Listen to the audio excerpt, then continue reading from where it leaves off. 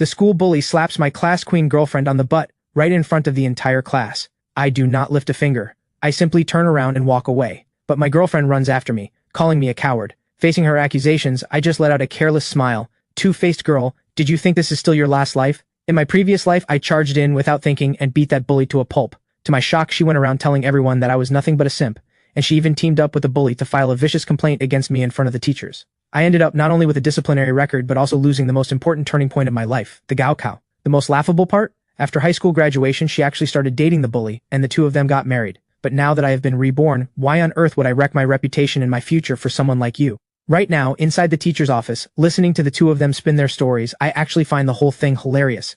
In my last life, I tried so hard to argue back, yet every attempt failed. At first, I could not understand why the teacher refused to believe me. Only later did I figure out that from the very beginning, this so-called questioning was just a formality. Brad Stone is the dean's son, and the homeroom teacher obviously knew that. So no matter how much I explained, it would not change a thing. The other side would never be punished, and Jessica Lane was never on my side.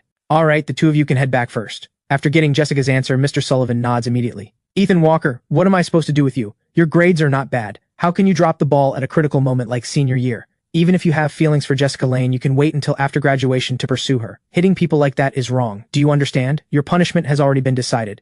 You will write a 1,500-word self-reflection and your discipline will be announced to the entire school. There are only a little over 100 days left until the Gaokao. Do you really want to ruin your life over something like this? Keeping my face completely blank, I simply reply, no. Hearing that, Mr. Sullivan's temper instantly flares up. He widens his eyes and says, what did you just say? You are refusing?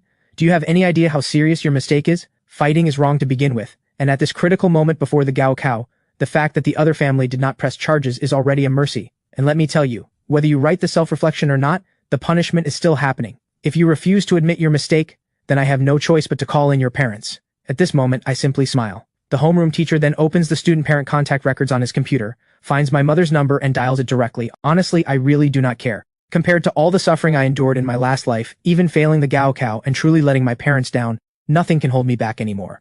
No matter what you say, I'm not writing any self-reflection, same words as before. I did nothing wrong. As for the truth, teacher, you know it better than anyone. Punish me however you like, I do not care. With that, I turn around and walk straight out of the office. Are you kidding me? I am a reborn soul, why would I fear someone like you? Now that I have been reborn into senior year, I will never bow my head and admit fault again. Back then, when I failed the Gaokao and lost my place, the blow was devastating. All those exam questions are still crystal clear in my mind.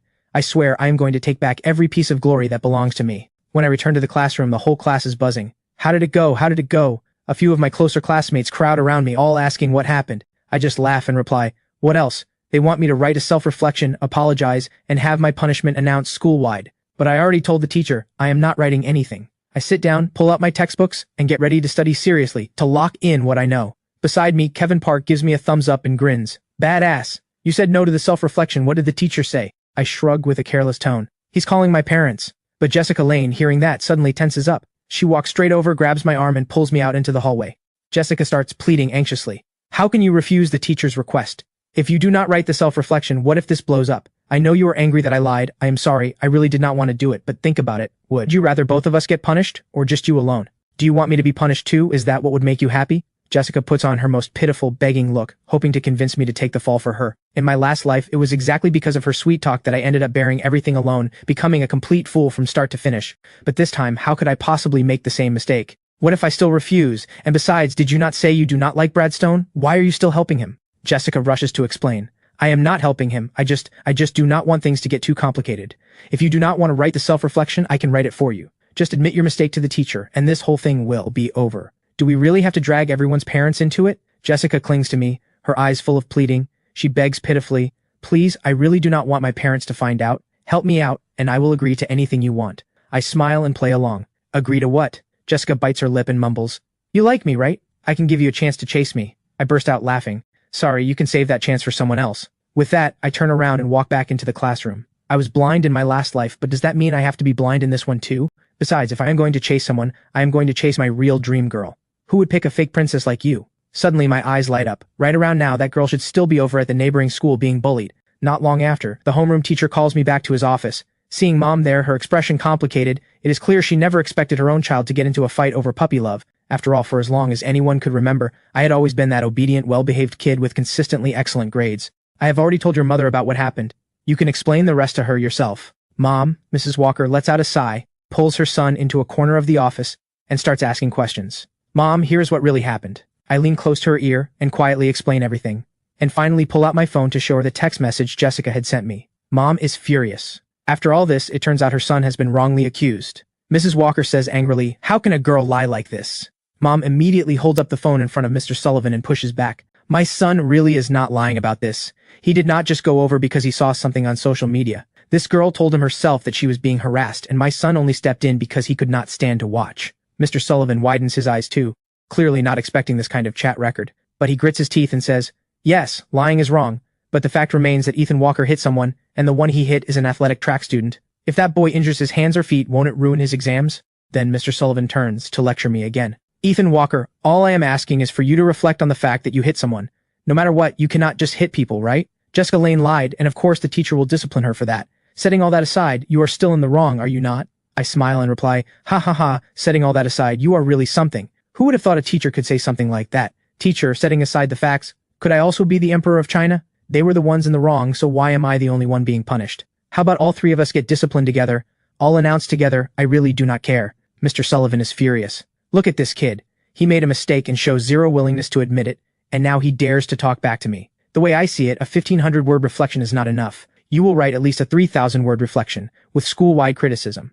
You show no remorse at all." I smile back at him. "Teacher, Brad Stone is definitely not getting a school-wide announcement, right? Are you sure you deserve to be a teacher?" Hearing that, the homeroom teacher shoots straight up to his feet and roars, "Ethan Walker, you are insulting your teacher now, are you? Look at this." Mr. Sullivan turns to the parent beside him and complains, "You can see for yourself, look at the attitude this kid has. I am not handling this anymore. Take it straight to the dean's office." "What good will going to the dean's office do? Do you think I do not know? Brad Stone is the dean's own son. Is he really going to let his own son take the fall?" Those words blow the whole thing wide open. Half an hour later, inside the dean's office, Dean Hall puts on a stern face and says, "I have heard everything you said in the homeroom teacher's office. You must be Ethan Walker's parent. Forget about who is right or wrong for now. Let us just talk about attitude." He talked back to the teacher, and his homeroom teacher was so angry his heart started acting up. "Is this acceptable? You also said something about me letting my son off easy. My son gets the same scolding when he makes a mistake, same yelling, same beating. I will give that brat a thrashing the moment I get home. But let me make this clear. Ethan Walker has to apologize to the teacher, and he has to read out a 3,000-word reflection in front of the whole school. His behavior has crossed the line. If he cannot recognize his mistake, if he cannot change his ways, then our school cannot keep teaching him." Hearing that last line, Mom, Mrs. Walker, instantly grows worried. "Dean, what do you mean by that? Are you going to expel my son? He is in his senior year." Dean Hall sits there and snaps back. "Look at him. He does not even respect his teachers. He even said the teacher does not deserve to be a teacher. How are we supposed to teach a student like that? It is not that we do not want to. We genuinely cannot." Mrs. Walker tries to explain. "I know my son can be stubborn, but..." Before she can finish, I blurt out, "Mom, this is no big deal. If it comes to it, I will just transfer schools. I am sick of first high anyway. Second high next door looks pretty good." Dean Hall is on the verge of bursting. He cannot help pointing at me. Look at this, Ethan Walker's mother. I am giving him one final chance. Either he writes a serious self-reflection, or he drops out." I smile. I do not even want to attend this lousy first high anymore. Once word gets out, the whole class is in an uproar. "Are you insane? Transferring now? What about your Gaokao? Just write the reflection and admit fault if you have to." A few of my closer classmates come over one by one to try and talk me out of it. After all, the Gaokao is the exam that decides the rest of your life. The homeroom teacher just told me, if you are willing to write the 3,000-word reflection, accept the punishment, and apologize to her, this whole thing will be dropped. Otherwise, our class will not even have chemistry class anymore. Cindy Lloyd says with frustration. "Exactly, you got yourself disciplined for fighting, fine. But why drag the rest of us down with you? Can you not just apologize? Why should the whole class lose class time because of you?" Jessica Lane already said the teacher was not even mad anymore, but you just had to argue with him. "And do you not realize you are dragging Jessica into trouble too? It is not enough that you get punished alone, now Jessica is being told to bring her parents in. Are you satisfied now? Look, Jessica is crying. She says her parents are already on their way to the school. Are you even a man? How can you make a girl cry like this?" At that exact moment, the whole room suddenly falls silent. Vice Principal Grant clears his throat twice and then says, "Who is Ethan Walker? Step outside for a minute." All of my classmates glance at me with mixed expressions, and I head out into the hallway to speak privately with Vice Principal Grant. I assume he wants a friendly conversation, but instead I get a full-blown lecture. He says even if a teacher wrongs you, you still cannot speak ill of the teacher, asking if I think I am special just because I have a few decent grades. Then he raises his voice angrily. "First High does not need a student like you. If you do not want to study here, then leave." With a blank face, I simply reply, "Fine." Vice Principal Grant is so furious he can barely catch his breath. This is genuinely the first time he has ever met a student this insolent, so he just snaps, "Drop out then." At that moment, Jessica's parents finally arrive, but the first thing they do is not to lecture their daughter. Instead, they immediately distance her from any blame and with stern faces point straight at me. Who do you think you are, accusing our daughter of lying? Teacher, the way I see it, this kid needs to be moved out of the class. He absolutely cannot stay in the same class as our Jessica. He is going to keep harassing her. When my mom hears this, anger surges up in her, and just as she is about to fire back, I cut in. I am dropping out. Mom, do not worry. My grades will only get better once I leave. At that moment, the physics teacher, Ms. Quinn, sighs beside us. Oh, there was a physics Olympiad next month, and I was planning to recommend you for it. This competition is a great opportunity. With your level, if you can place, you might even earn Gaokao bonus points. There is only one slot per class, and if you drop out, that slot will have to go to. Mrs. Lane jumps in shamelessly with a smile. Teacher, that competition can earn Gaokao bonus points? What about our Jessica? Why not let her give it a try? Ms. Quinn gives an awkward smile. Well, her physics grades are only average. 2 days later, I bring my withdrawal form to the homeroom teacher for his signature. You really have ruined your own future. Mr. Sullivan cannot hold back. I have never seen a student like you. Your grades were not even bad. I was going to sign you up for the chemistry Olympiad. Look at yourself now. I reply casually. Teacher, if you apologize to me right now, I might consider staying to help you compete in the chemistry Olympiad. If I win, I can even put your name on the award. Mr. Sullivan's face turns dark instantly. Out, get out. He immediately signs the withdrawal form. Take this to the dean's office for the dean's signature, then submit it to the principal's office. A few moments later, I arrive at the dean's office. Dropping out, are you? The dean signs the withdrawal form, and after signing it, he throws in a few mocking remarks. Finally, I make my way to the principal's office, this time meeting with the actual principal. I take a deep breath and say, "Hello, principal, I am Ethan Walker. I am applying for withdrawal. Could you please sign?" I hand him the application form. Principal Lewis frowns and glances at the reason listed on the form. Conflict with teachers, unable to continue studies, requesting withdrawal. So you are that student who talked back to the teacher? What a shame. Principal Lewis really does feel it is a shame, losing a student with such good grades just like that. But a student who fights, who talks back to teachers, who does not even respect the dean really cannot be kept. The corner of my mouth lifts slightly, and an idea suddenly flashes in my mind. Principal, I hear First High is applying to become a provincial key demonstration school. If you need me, all you have to do is have the homeroom teacher and the dean apologize to me, and I might just reconsider. At this point, Principal Lewis rolls his eyes at me. This is genuinely the first time anyone has dared to make a demand like this to him. The audacity is unreal. Get out. No respect talking back to teachers, and now demanding apologies. He signs the withdrawal form on the spot. Back in the classroom, as I pack up my things to leave, my deskmate Kevin Parks sighs with feeling. Done for. Now I have nobody to copy homework from anymore. I roll my eyes and laugh curse at him. All you ever think about is copying homework. Can you not just study yourself? Kevin explains.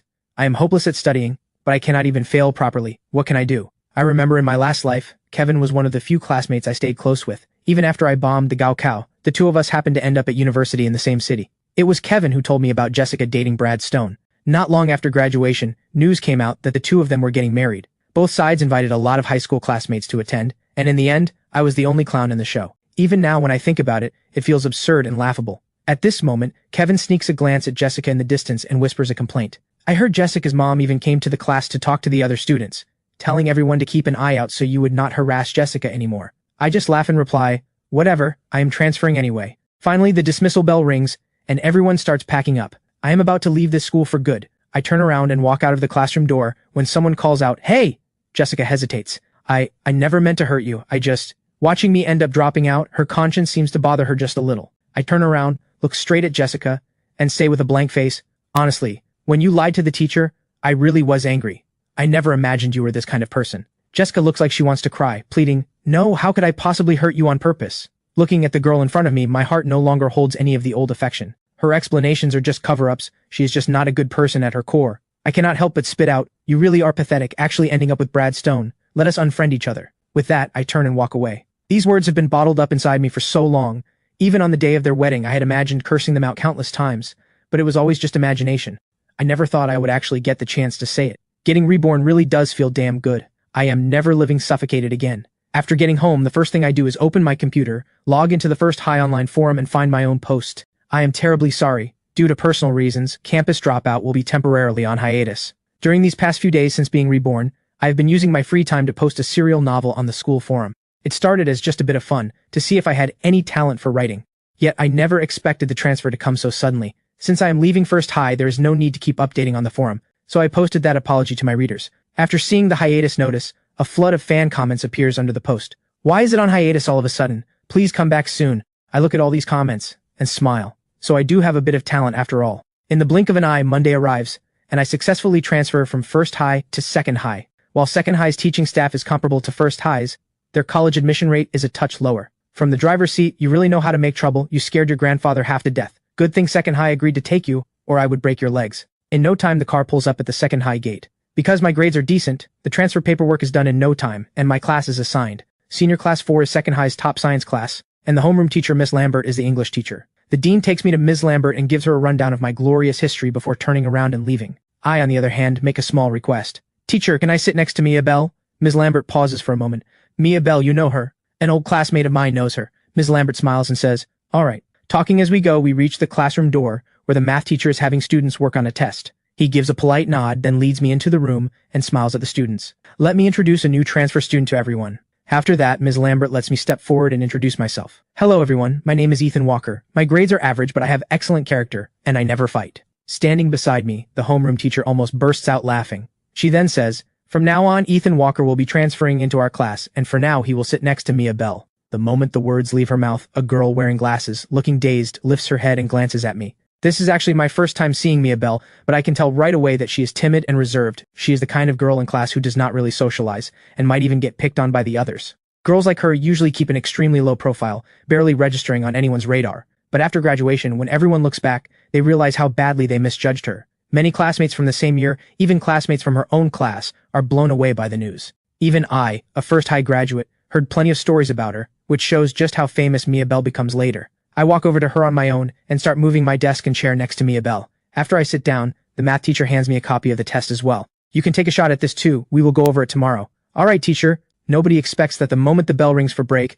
I, the new transfer student, become an animal at the zoo for everyone to gawk at. Even students from the next class come into the hallway to watch the show, pointing and whispering, is that him? I just asked my cousin from First High. I heard he got in a fight with an athletic track student, then talked back to the teachers, and ended up having to drop out. No, I heard it was because he was chasing some girl that he got into the fight, and the girl did not even like him. Haha, that is hilarious. So he is just a simp? I never imagined that even. After transferring schools, the fight caused by Jessica Lane would still leave me carrying the label of a simp. The physics class representative Eric Walsh comes over to greet me. Hey, you are the one who dropped out of First High after a fight? Hardcore. A pretty girl walks over. Luna Knight smiles and says, Eric Walsh, you do not know the half of it. He went after a First High girl and got into a fight with an athletic track student over it. They say that athletic kid is the dean's son, which is why he had to drop out. By the way, I actually know Jessica Lane. I look at this new classmate with some surprise. You know Jessica Lane?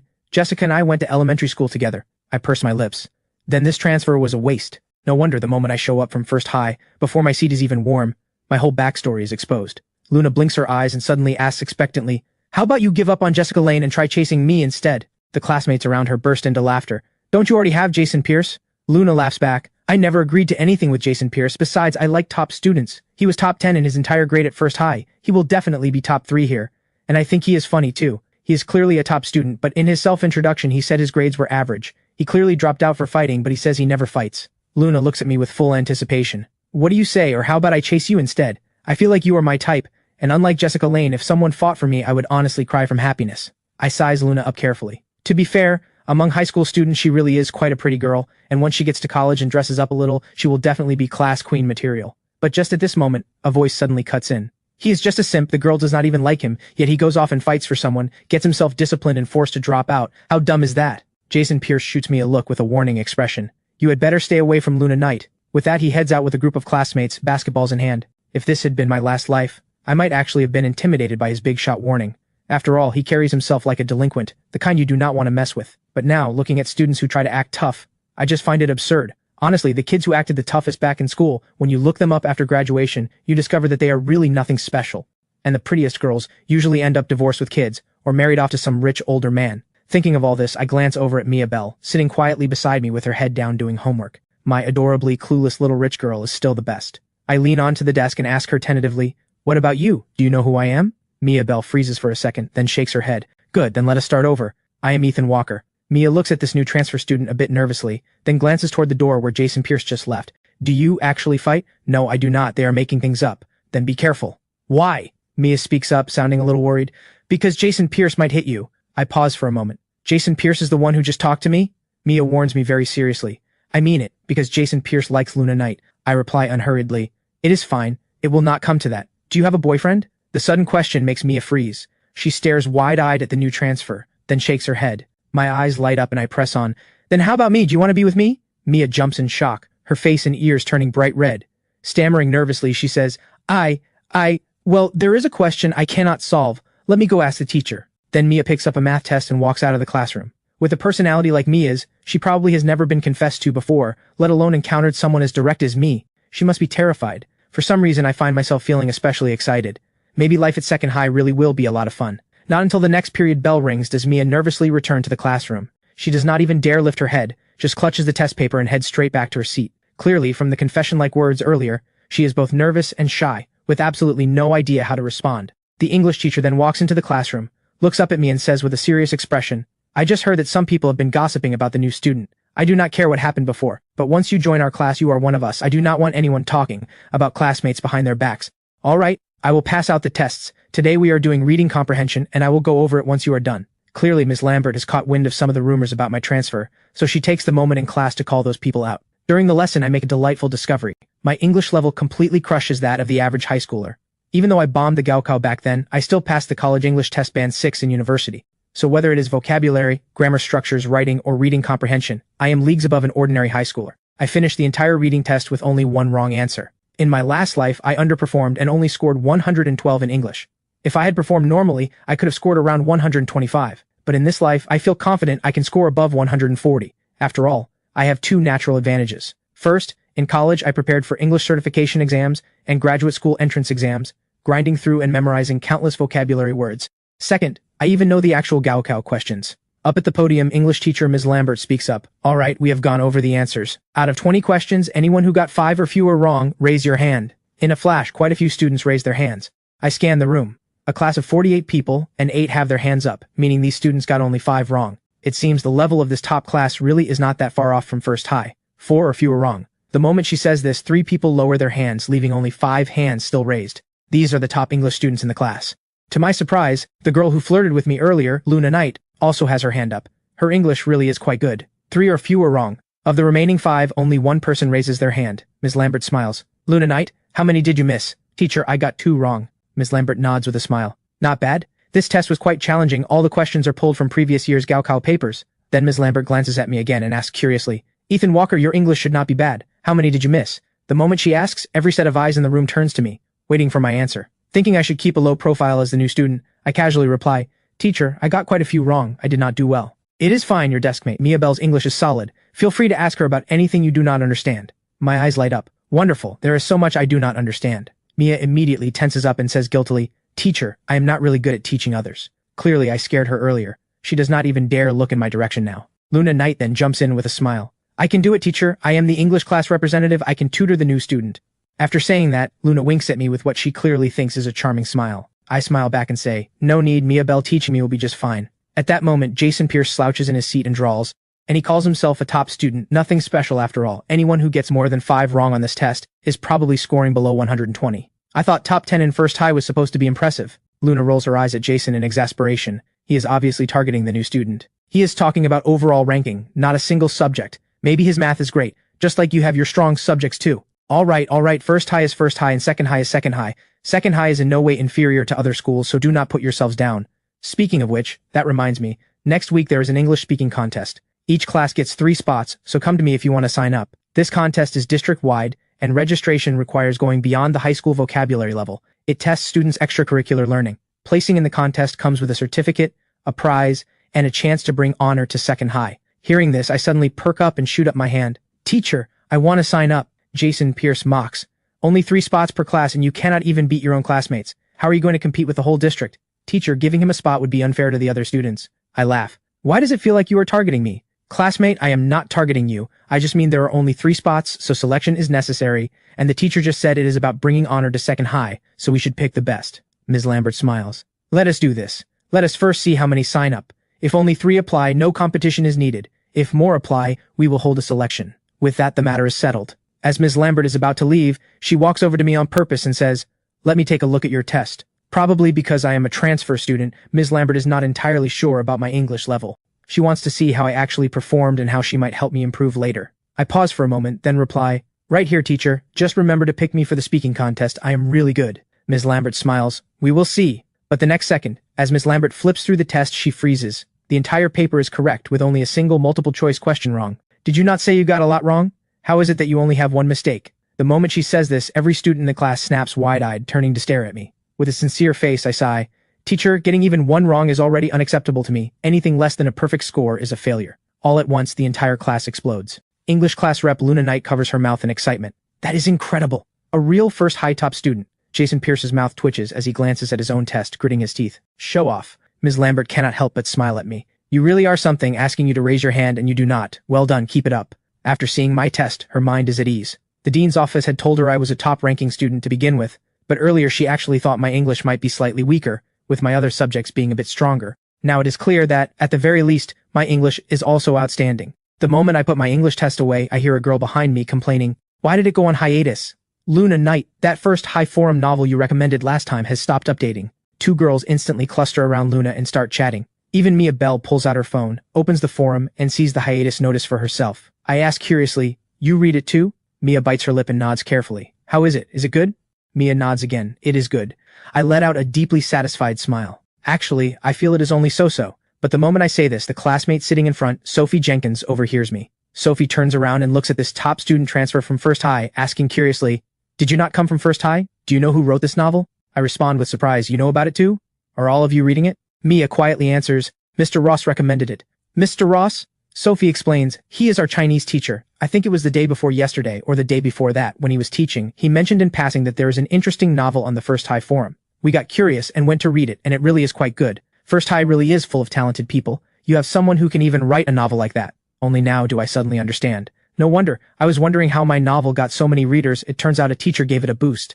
The corner of my mouth lifts slightly. It looks like I should ask my Chinese teacher for his opinion later, and if everything is fine, I will submit my work online and become a contracted author. At this moment, Luna Knight suddenly calls out loudly, "Hey, new student Ethan Walker, do you know the person who writes that novel on the First High forum?" Suddenly, every gaze in the room lands on me. They are all clearly curious. After all, as a top 10 student at First High, I just might know him. I smile slightly. Yes, I know him. The moment the words leave my mouth, many of my classmates get excited. I feel like if they made a TV drama out of it, it would definitely blow up. I have never read this type of novel before. The author is so talented. I deliberately keep them in suspense, then say with a smile, "It is not that big of a deal. I will ask him later when he plans to come back from hiatus." Facing this whole crowd of book fans, for the first time I truly feel the appeal of being a novelist. I even glance on purpose at my adorably clueless little rich girl deskmate, and find Mia also looking at me like a curious little kid.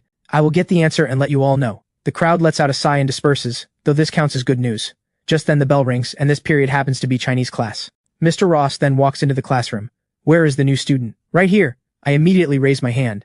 Mr. Ross nods. "I have looked at your First High transcripts a few times. I remember them. Chinese is your weak subject, right?" "Yes, teacher. Honestly, Chinese is my worst subject, mainly because my classical Chinese is weak. And I am not great at reading comprehension either. Out of all the subjects on the Gaokao, Chinese was the only one where I performed at my normal level, but even then, only 114 points. While the teacher is in the middle of his lesson, I turn to my deskmate and tease, "Miss Bell, your handwriting is really pretty. Neat, elegant, refined, just like a woman's. I bet you look really pretty without your glasses." Mia shyly bites her lip. She has no experience being pursued by boys. This is her very first time, and she has no idea how to handle it. She just keeps her head down and pretends not to hear. Watching Mia stay quiet and focused on her work, I do not have the heart to bother her any further. I take out my phone and start writing the novel. At last the bell rings for the end of class. Mr. Ross steps down, looks down at me and my phone, and his face immediately darkens. "You have been on your phone the whole time? An entire period?" The classmates around me suddenly take on a watching the show expression. The one sitting nearby actually saw it the whole time. The first high top student was on his phone throughout the entire class, and sure enough, he got caught. I nod. "I do not really like Chinese class." Mr. Ross says with a stern face, "Step outside." The classroom instantly erupts into chatter, with people saying all sorts of things. Out in the hallway, Mr. Ross keeps his stern face. "Why are you playing on your phone? You yourself said Chinese is your weak subject. Do you not want to make up for it?" I press my lips together and smile. "Teacher, actually Chinese is not really my weak subject. I did it on purpose. I would like to make a request that you let me write something during your class from now on." Mr. Ross frowns. "Write something? What do you mean?" I hand him my phone. He glances at the screen and immediately freezes. "Is this not— Wait, this is the next part of the plot. Teacher, that novel on the First High forum is actually written by me. I was writing the next chapter just now." Mr. Ross is stunned. "You wrote it?" This, looking carefully, the account on my phone really is the one that posts the novel. "It really is you?" Mr. Ross sucks in a sharp breath. He genuinely never saw this coming. His expression instantly shifts from stern criticism to one of admiration and praise. After all, he himself enjoys this novel, otherwise he would not have recommended it in class. Mr. Ross smiles and says, "Even so, this is not okay. Yes, you wrote the novel, and yes, it is well written, but you still need to attend class. Your Gaokao score matters too." I start to explain. "Actually, my Chinese is strong. I guarantee a Gaokao score of 140 or higher. Trust me, teacher, I would not joke about my own future. Mr. Ross frowns and mutters, still no, unless you can get first place in the entire school on Friday's 4-school joint mock exam, then I might consider it. Total score first or Chinese first?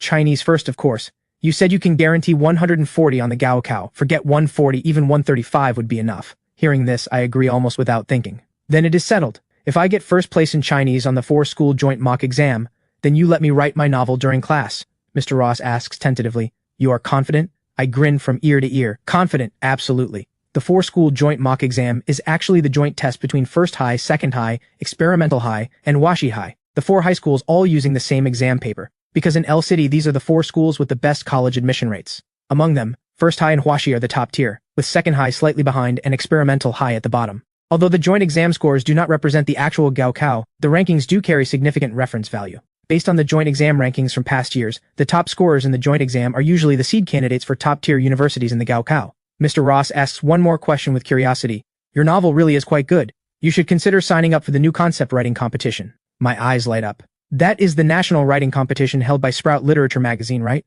Mr. Ross nods. That is the one. Want to give it a try? I heard a few First High students have signed up and they are getting one-on-one coaching. At our school meeting last week, the leadership brought it up. Originally, we were not going to participate because the national contest is too tough and our school does not have much chance of placing. But I think you should try. The corner of my mouth lifts as I ask, would this help our school's bid to become a provincial key demonstration school? Mr. Ross looks slightly surprised, not expecting this kid to know about that. Of course it would. If you place, Second High's reputation will be made. Done. Sign me up. Mr. Ross laughs. You really are something. Then I will wait for your joint exam result. Go on back. Alright, when is the novel updating? Tomorrow. I should be able to release one chapter tomorrow. When I get back to the classroom, I am immediately surrounded by a few nosy classmates. How did it go? What did Mr. Ross say to you? Just as I sit down, before my seat is even warm, Mr. Ross suddenly returns to the classroom. There is one more thing I forgot to mention. The 4-school joint mock exam this Friday has a new rule. You will not be taking the exam in your own classroom. Students will be reshuffled into other classrooms. Ethan Walker, that is not a problem, right? After he says this, quite a few people glance at me with surprise, not understanding why he singled me out. I nod and smile. Understood, teacher. The moment he leaves, Sophie Jenkins in front of me turns around and asks, what does that mean? Why did the teacher ask if you were okay with it? I shrug with a smile. Nothing really. I told the teacher to leave me alone in class and he said I have to score first place in Chinese on the 4-school joint mock exam, and I agreed. The moment I say this, Sophie's eyes widen with excitement. Oh my god, first place in the whole school? Are you serious? Even Mia Belfries is staring blankly at her desk mate. Just earlier he was asking her to tutor him in Chinese, and in the blink of an eye he is going for first place in Chinese. I laugh playfully. Keep it low-key. Easier said than done, I might not even pull it off. I suddenly notice I am hungry. Did class not just end? Why are you all not going to grab lunch? Sophie laughs. I am waiting for her. She said you do not have a meal card, so we should wait for you to get back and go together. I tease her playfully. Miss Bell, you are so good to me. Mia's ears turn bright red on the spot. She says nothing, just lowers her head and pulls a lunchbox out of her drawer. The afternoon classes are filled with endless tests again. Suddenly, my phone chimes. A message from Kevin Park comes through. Holy crap, you ended up in class 4 at Second High?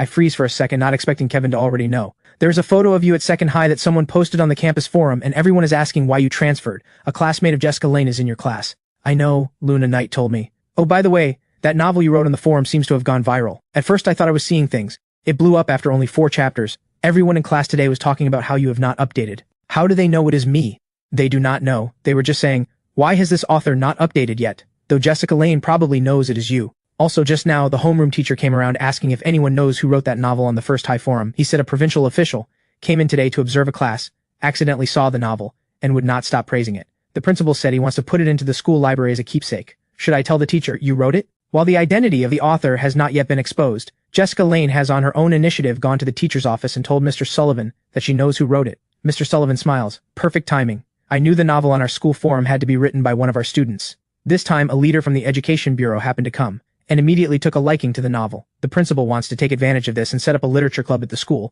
and then have this student share his writing experience. By the way, is it a student from our class who wrote it? Jessica hesitates for a moment, then nods. Mr. Sullivan smiles at Jessica. So, who wrote it? Jessica falls silent for a moment. The truth is, she has been struggling with whether to say it, since I have already dropped out. Suddenly, Vice Principal Grant calls in asking who wrote the novel. Mr. Sullivan answers right away. Yes, a student from our class wrote it. After hanging up the phone, he remembers Jessica has not yet said who wrote it, so he asks directly, right, you still have not said who wrote it. Mr. Sullivan looks at Jessica with full expectation. Jessica hesitates and stammers, speaking quietly with a touch of awkwardness. Teacher, maybe let us just drop it. Mr. Sullivan laughs. Drop what? Did you write it yourself? Jessica nervously waves her hands. No, I did not write it. Then say it. Why are you suddenly afraid to say? Mr. Sullivan smiles. The school is not going to punish anyone. In fact, we want to encourage him. At last, with no choice left, Jessica says quietly, Ethan Walker. Mr. Sullivan freezes completely. What? You are saying the novel on the forum was written by Ethan Walker? Jessica keeps her head down. It should be because I saw that the account of the poster is his account. Mr. Sullivan is dumbfounded, his head buzzing. How can that be? His Chinese grades have always been mediocre. His essays are nothing special. How can it be him? Jessica answers with a guilty conscience. I do not know either, but that account really is Ethan Walker's. I just double-checked. I found old chat records too. Mr. Sullivan rubs his head right away, feeling like the universe is mocking him. Why on earth did you not say so earlier? Before Vice Principal Grant called me, why did you not tell me it was Ethan Walker? After all this, the person is not even at the school anymore, and I already told Vice Principal Grant yes. Thank goodness the Education Bureau leader did not say he wanted to meet the author. What would I do if they wanted to find him? Jessica lowers her head, looking miserable. I am sorry, teacher, I did not know either. I was just too afraid to say it since he's already dropped out. Mr. Sullivan is so angry he is numb. The worst part is, because of this he has already announced in the teacher group chat that the author is a student from his own class. Is this not slapping his own face? A student who has already dropped out, and a student who argued with him at that, turns out to be the one being singled out for recognition. Mr. Sullivan grits his teeth. He has stopped writing anyway, so just pretend you do not know who wrote it. I will come up with an excuse to explain it to the school leadership. Remember, absolutely do not tell anyone that Ethan Walker wrote it. Just say you do not know. Jessica looks like she wants to say something but holds back. Mr. Sullivan rubs his temples in frustration, adjusts his emotions, and finally pulls out his phone to call Vice Principal Grant. VP Grant, I am really sorry. I just spoke with the student. Turns out the novel was actually copied from somewhere else. Only that small amount of content exists. There is no more after that.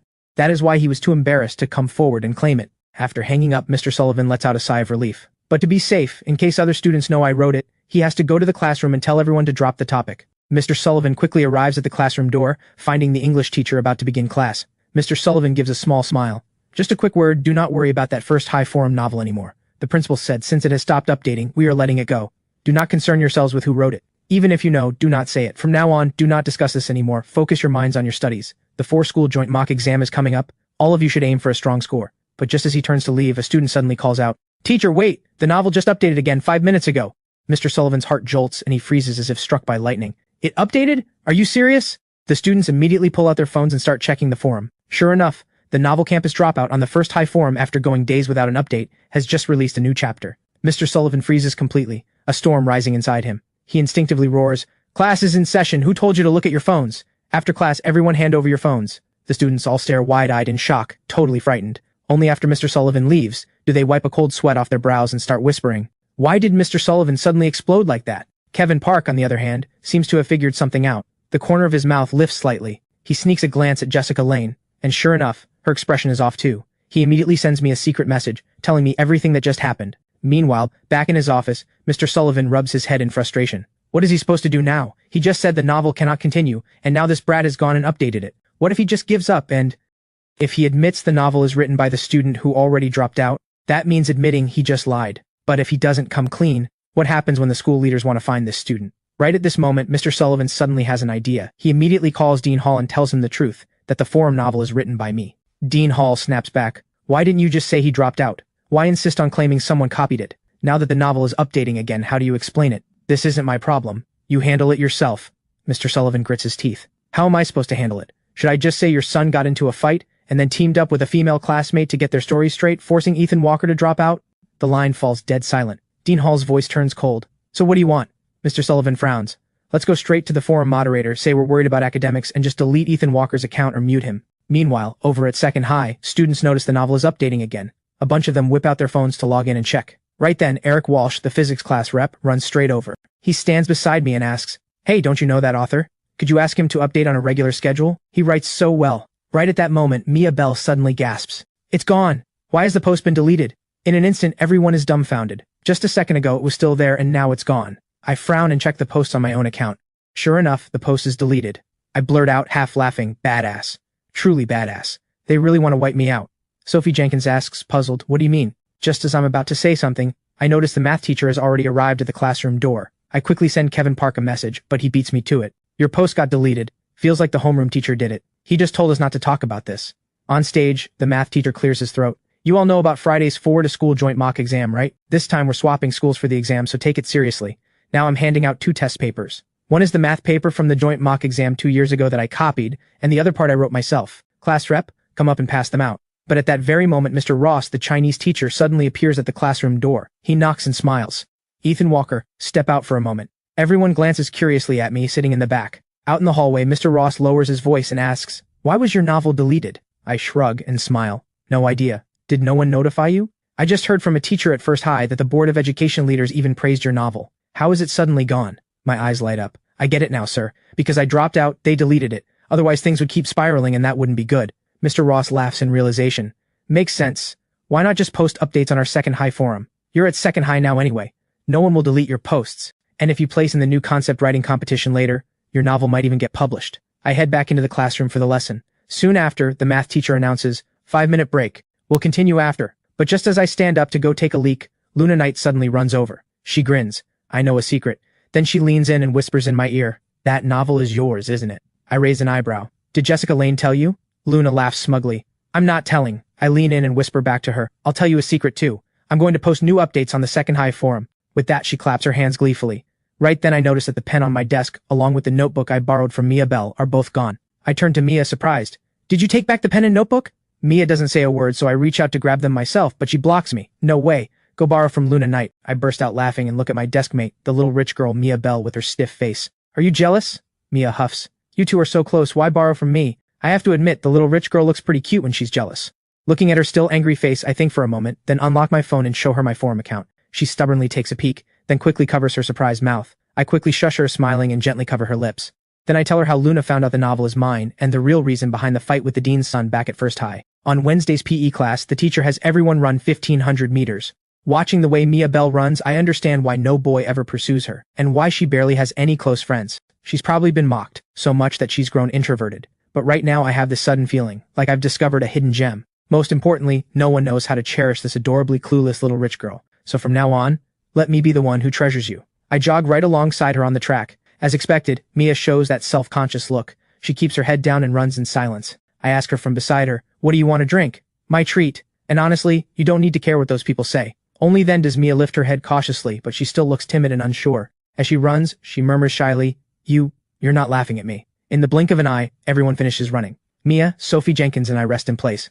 I smile slowly. "Want to play badminton later?" The two girls shake their heads and say quietly, "We'll just sit here for a bit." While the three of us are resting, everyone watching is stunned by what I'm doing. Clearly Mia and Sophie are the kind of girls labeled as undesirable. They're not actually ugly, they just lack that girlish charm. Right then, Luna Knight smiles. Why not invite them over? She walks over and asks Mia and Sophie to join the Johnsy game. I take this chance to post my earlier novel chapters to the Second High forum and add a new update while I'm at it. As I'm typing, I suddenly look up and see Mia and Sophie both walking back toward the school path with dark expressions. Mia is even wiping away tears as she walks. I chase after them, ready to ask what's going on, but Mia just glances at me, her face red and full of hurt, and without saying a word, she runs straight toward the classroom building. Sophie bites her lip, looking conflicted, and chases after her. Then she turns back and shouts at me, "It's all because of you!" Stunned, I rush after them, grab Sophie and ask, "Explain." Sophie sighs. She glances at the group of girls playing Jianzi in the distance. "You just bought us water, and they saw it. They were just talking about it. I only said you didn't buy it for me, you bought it for Mia, and they all started teasing. They said it was unbelievable that you'd go after Mia, and that your taste must be terrible, really weird, like a flower stuck in a pile of manure." My mouth twitches.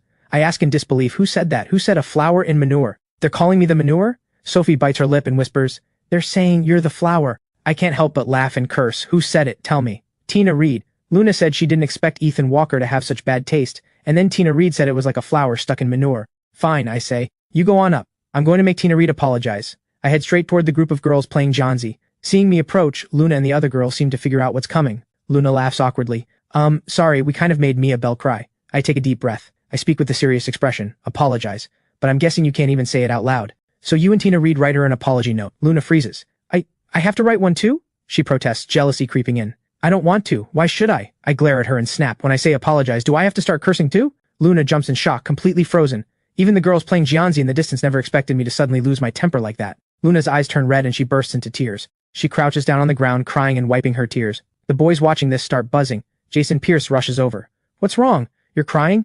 Did she bully you?" Luna shakes her head while crying, stands up and says, "None of your business." She glares at me one last time, then turns and walks away. Jason's mouth twitches. He points at me and shouts, "Don't leave after school." That afternoon, the whole class atmosphere turns weird. Everyone is whispering, especially during the last study period before dismissal. Sophie passes Mia a note. "I heard Ethan made Luna cry. Jason said he's coming for him after school." Reading this, Mia bites her lip nervously. She looks at me beside her and whispers, You should see this. Mia's eyes are full of worry. She bites her lip and says softly, I'm sorry, maybe we should tell the teacher. I frown. No way. If we tell the teacher, they'll drag you into it too. I don't want you involved. Honestly, I can imagine what would happen if Luna, Mia, Jason, and I all got pulled in by the teacher. Even if the situation seems resolved, the gossip around us would only get worse. After all, in my last life back at First High, I went through this once already.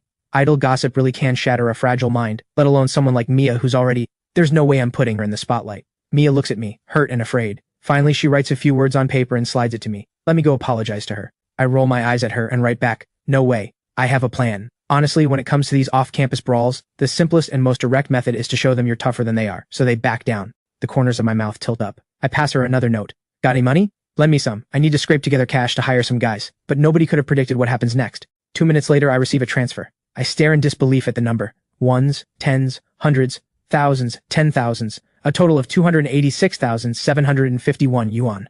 I'm totally floored. So, a senior in high school with this kind of money? Is that enough? If not, I can ask my mom for more. It's enough. I bury my face in my hands and laugh. This is just insane. I scroll through my contacts and decide it's better to just hit up Kevin Park. Someone's planning to jump me after school. Talk to your cousin and get me some guys to come to the second high gate after school today. 300 a person, 500 extra if they actually fight. Kevin is stunned. What's going on? Bro, is second high really that rough? I transfer 30,000 yuan over to him. Holy crap, 30 grand! Are you trying to bring 100 people? After confirming with Kevin, I smirk. I glance up at Jason Pierce in the distance, and he seems to be staring back at me. The dismissal bell rings. A lot of students instinctively turn to glance at me sitting in the back.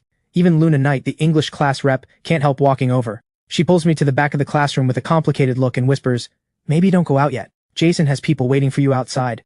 Luna shakes her head, full of worry. I'm sorry, I told him not to, but he insists on making trouble for you. If you can't fight back, just apologize. Someone already got beaten up over this before. I laugh. What? Are you worried about me? You're a boarding student too, right? Just remember to apologize to Mia during evening study hall. With that, I walk out of the classroom with total swagger. Seeing she can't talk me out of it, Luna turns to Mia and pleads, I'm sorry, can you tell him not to go to the school gate, otherwise he'll really get beaten up. Luna crouches by Mia's desk, begging her in fear. Mia shakes her head and answers seriously, I trust him. Luna is about to cry from frustration. No, this isn't about trust. Ethan can't beat those guys. Jason has called a ton of people. Fine, I admit I shouldn't have said those things. I was just a little jealous, okay? But I really don't want to see Ethan get beaten up. You're close with him, right? Talk him out of it. Mia hesitates, but eventually shakes her head and whispers, actually he called people too. Luna, anxious and frustrated, holds her head and mutters, then what do we do? She bites her lip and gets ready to head to the teacher's office, but Mia gathers her courage and speaks up. We can't go. He said we can't tell the teacher. Right now, Mia's eyes are unusually firm. In the past, when faced with situations like this, she wouldn't know what to do, but right now she believes she should trust me. If she tells the teacher now, all my preparations will be wasted. Luna explains anxiously, are you crazy? If this blows up, Ethan might end up getting expelled again. Mia takes a deep breath. She speaks calmly. That's exactly why we have to trust him. We can't tell the teacher. Luna's mouth falls open slightly. She stares at Mia in disbelief. In that moment, it feels like a dream. Meanwhile, on the path leading to the school gate, a few classmates beside me say, aren't you scared to walk out there? Those guys hang out with Jason a lot. I laugh. Where's Jason? No idea. He apparently went to the teacher's office to ask about homework. I'm a little surprised. Building an alibi. Leo Carter bursts into laughter. You're sharp, haha. No wonder you're a top student. But seriously, just lower your head and apologize. We're all classmates. No need to make things ugly. Want me to talk to Jason for you? I keep one hand in my pocket and don't say a word, walking straight toward the school gate. Soon I see several electric scooters and motorcycles parked along the roadside outside the gate. 7 or 8 guys who look like punks stand there smoking. Leo pats my shoulder and laughs. I'm out. Bye. Good luck. Sure enough, the moment Leo leaves, those smoking punks fix their eyes on me. They exchange smirks, and one with bleached blonde hair walks straight toward me. Hey you, come here. Other students leaving school jump in fright and quickly back away, not daring to come near. The blonde punk drapes an arm over my shoulder while smoking. You're the transfer student in class 4, senior year 3, right? I raise an eyebrow. I size up the group.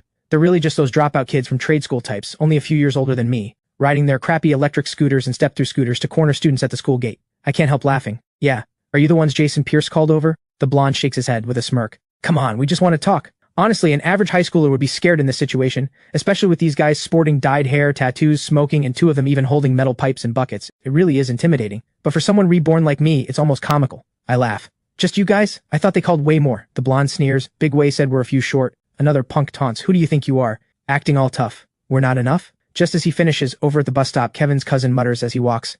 Is it over there? Let's go, let's go. A huge wave of street guys waiting at the bus stop surges toward the punks like a tidal wave, leaving the surrounding students and even parents picking up their kids stunned. Parents quickly shield their children behind them. Even the security guard at the gate is dazed and shakily pulls out his phone to call the school leadership. The punks Jason called are completely stunned. Brother Six, is this really all of them? Just a few damn kids? You needed all of us for this? I thought it was something huge, but it's just a few dropout kids cornering someone at a school gate. Brother Six, having seen my photo, smiles. Ethan, right? Just these few? I had already seen Kevin's cousin's photo earlier, so I respond, I didn't expect just this many. Thought there'd be at least 15 or 20. The guy who said he'd beat me up deliberately went to ask the teacher about homework. He's not even here. You handle it however you want. Both sides are off-campus people anyway. If anyone asks, just say it's a traffic dispute. Brother Six laughs heartily. Alright, head home first. He immediately surrounds the punk kids. Who sent you here? Come on, let's not block the gate, we'll talk over there. Then dozens of guys haul the punks aside to educate them. At this moment, Dean Price rushes to the school gate only to find no one outside. Wait, what's going on? Didn't someone say there was a fight at the gate? The security guard swallows. Yeah, it looked like a student got dragged off, and just as I was about to check, suddenly a huge crowd came out and pulled those punk-looking kids away. They went to the left, I think. Dean Price takes a sharp breath and asks, did any of our students get hurt? The guard shakes his head. I don't think so. The student seems to have left. Hearing this, Dean Price finally breathes a sigh of relief. He immediately sends a message in the school's homeroom teacher group chat. Second high homeroom teachers, there were outsiders loitering and fighting at the school gate. Ask your students if anyone knows anything. Check if anyone got hurt. If so, notify me immediately. Right away, every homeroom teacher at second high starts privately messaging students to ask about the situation. That night during evening, study hall, class 4, senior year 3, is buzzing. Someone hiding at the gate took photos of the punks being hauled off, and then a huge crowd rushing out, scaring those punks half to death. Damn, badass. I thought Ethan was done for. Who could have guessed he's the real boss, calling in dozens of people, and all adults too. All the classmates are excitedly discussing it, suddenly impressed with me. Everyone used to think Jason Pierce was tough. Since back in year 2 he already gathered people at the school gate for gang fights with other classes. But who could have imagined that the top student transferred from first high is even more savage? Luna Knight sighs. She writes a note and tosses it over to Jason. After reading it, he's so furious he slams his books down. That night during study hall, Jason gets called to the teacher's office to stand and write a self-criticism essay. Meanwhile, in the study hall, someone suddenly shouts, Quick, look! That novel from first high about the dropout, someone posted it on the second high forum. Hey, this ID looks familiar. He says he transferred from first high to second high, so future updates will be on the second high forum. A whole group of girls instantly gets excited. Sophie Jenkins's eyes widen in disbelief. She turns to Mia in the back and whispers, the author says he transferred from first high to second high. She instinctively glances at the empty seat next to Mia. She expects Mia to be shocked, but instead Mia just nods. Sophie blurts out in shock, It really is Ethan Walker! The whole classroom turns to look. The room erupts. Ethan really wrote it? Oh my god, wasn't it supposed to be his classmate? Wait, the only transfer from first high is him, right? Luna smiles. Then it has to be him. Luna and Mia exchange a look, as if confirming something. Right then, Tina Reed runs up to Luna and whispers, What do we do? Should we go apologize? Even Jason Pierce couldn't take him on. Will Ethan send people to beat us up? Luna sighs. He won't. But you should still apologize. Write a few hundred-word apology letter. Tina nods immediately. She quickly pulls out a notebook, tears off a page, and starts writing the apology. After the first period of evening study hall, Tina nervously approaches Mia and stammers, I'm sorry, I shouldn't have said those things today. She hands over the apology letter. Luna also says seriously, I'm sorry too, but I've made up my mind. Hearing this, Tina freezes. Mia looks up blankly. Luna gathers her courage and smiles. Let's compete fairly. Let's see who can win Ethan Walker's heart. Sophie's mouth drops open. She stares at the two of them, frozen. Mia is also stunned. She never imagined a guy like me would actually like her. Suddenly she feels dizzy, as if she's floating in space. The next day, when I arrive at school, I'm already the man of the hour as I walk down the school path. Students whisper and shoot glances at me, but no one dares to greet me directly. When I get to the school cafeteria, I happen to run into Leo Carter. He swallows awkwardly. Big E, I'm sorry, I'm not actually that close with Jason really. I tried to talk him out of it yesterday, but he wouldn't listen. Leo has heard everything. The guys Jason called yesterday didn't teach me a lesson, instead they got taught a lesson by other people. I laugh. That's not what you said yesterday. After that he keeps calling me Big E this and Big E that, constantly praising my novel. Are there demon sorcerers or evil spirits in that spaceship? I think to myself, this guy's quite something too. What are these anime spirits he's talking about? I don't bother responding. Back in the classroom, I'm instantly surrounded by classmates. Yes, fine, I'll come clean. I wrote the novel. I laugh as I speak and head back to my seat. The moment I sit down, I'm surprised to find a serving of fried rice noodles and a bottle of milk on my desk. I poke Sophie Jenkins in front of me. Who put this here? Sophie glances at the empty seat of the English class rep. Probably Luna bought it for you. Right then, Mia also walks in carrying a bag of breakfast and a few textbooks. The moment she sits down, I hand her the fried rice noodles and milk, then swap them for the noodles she bought.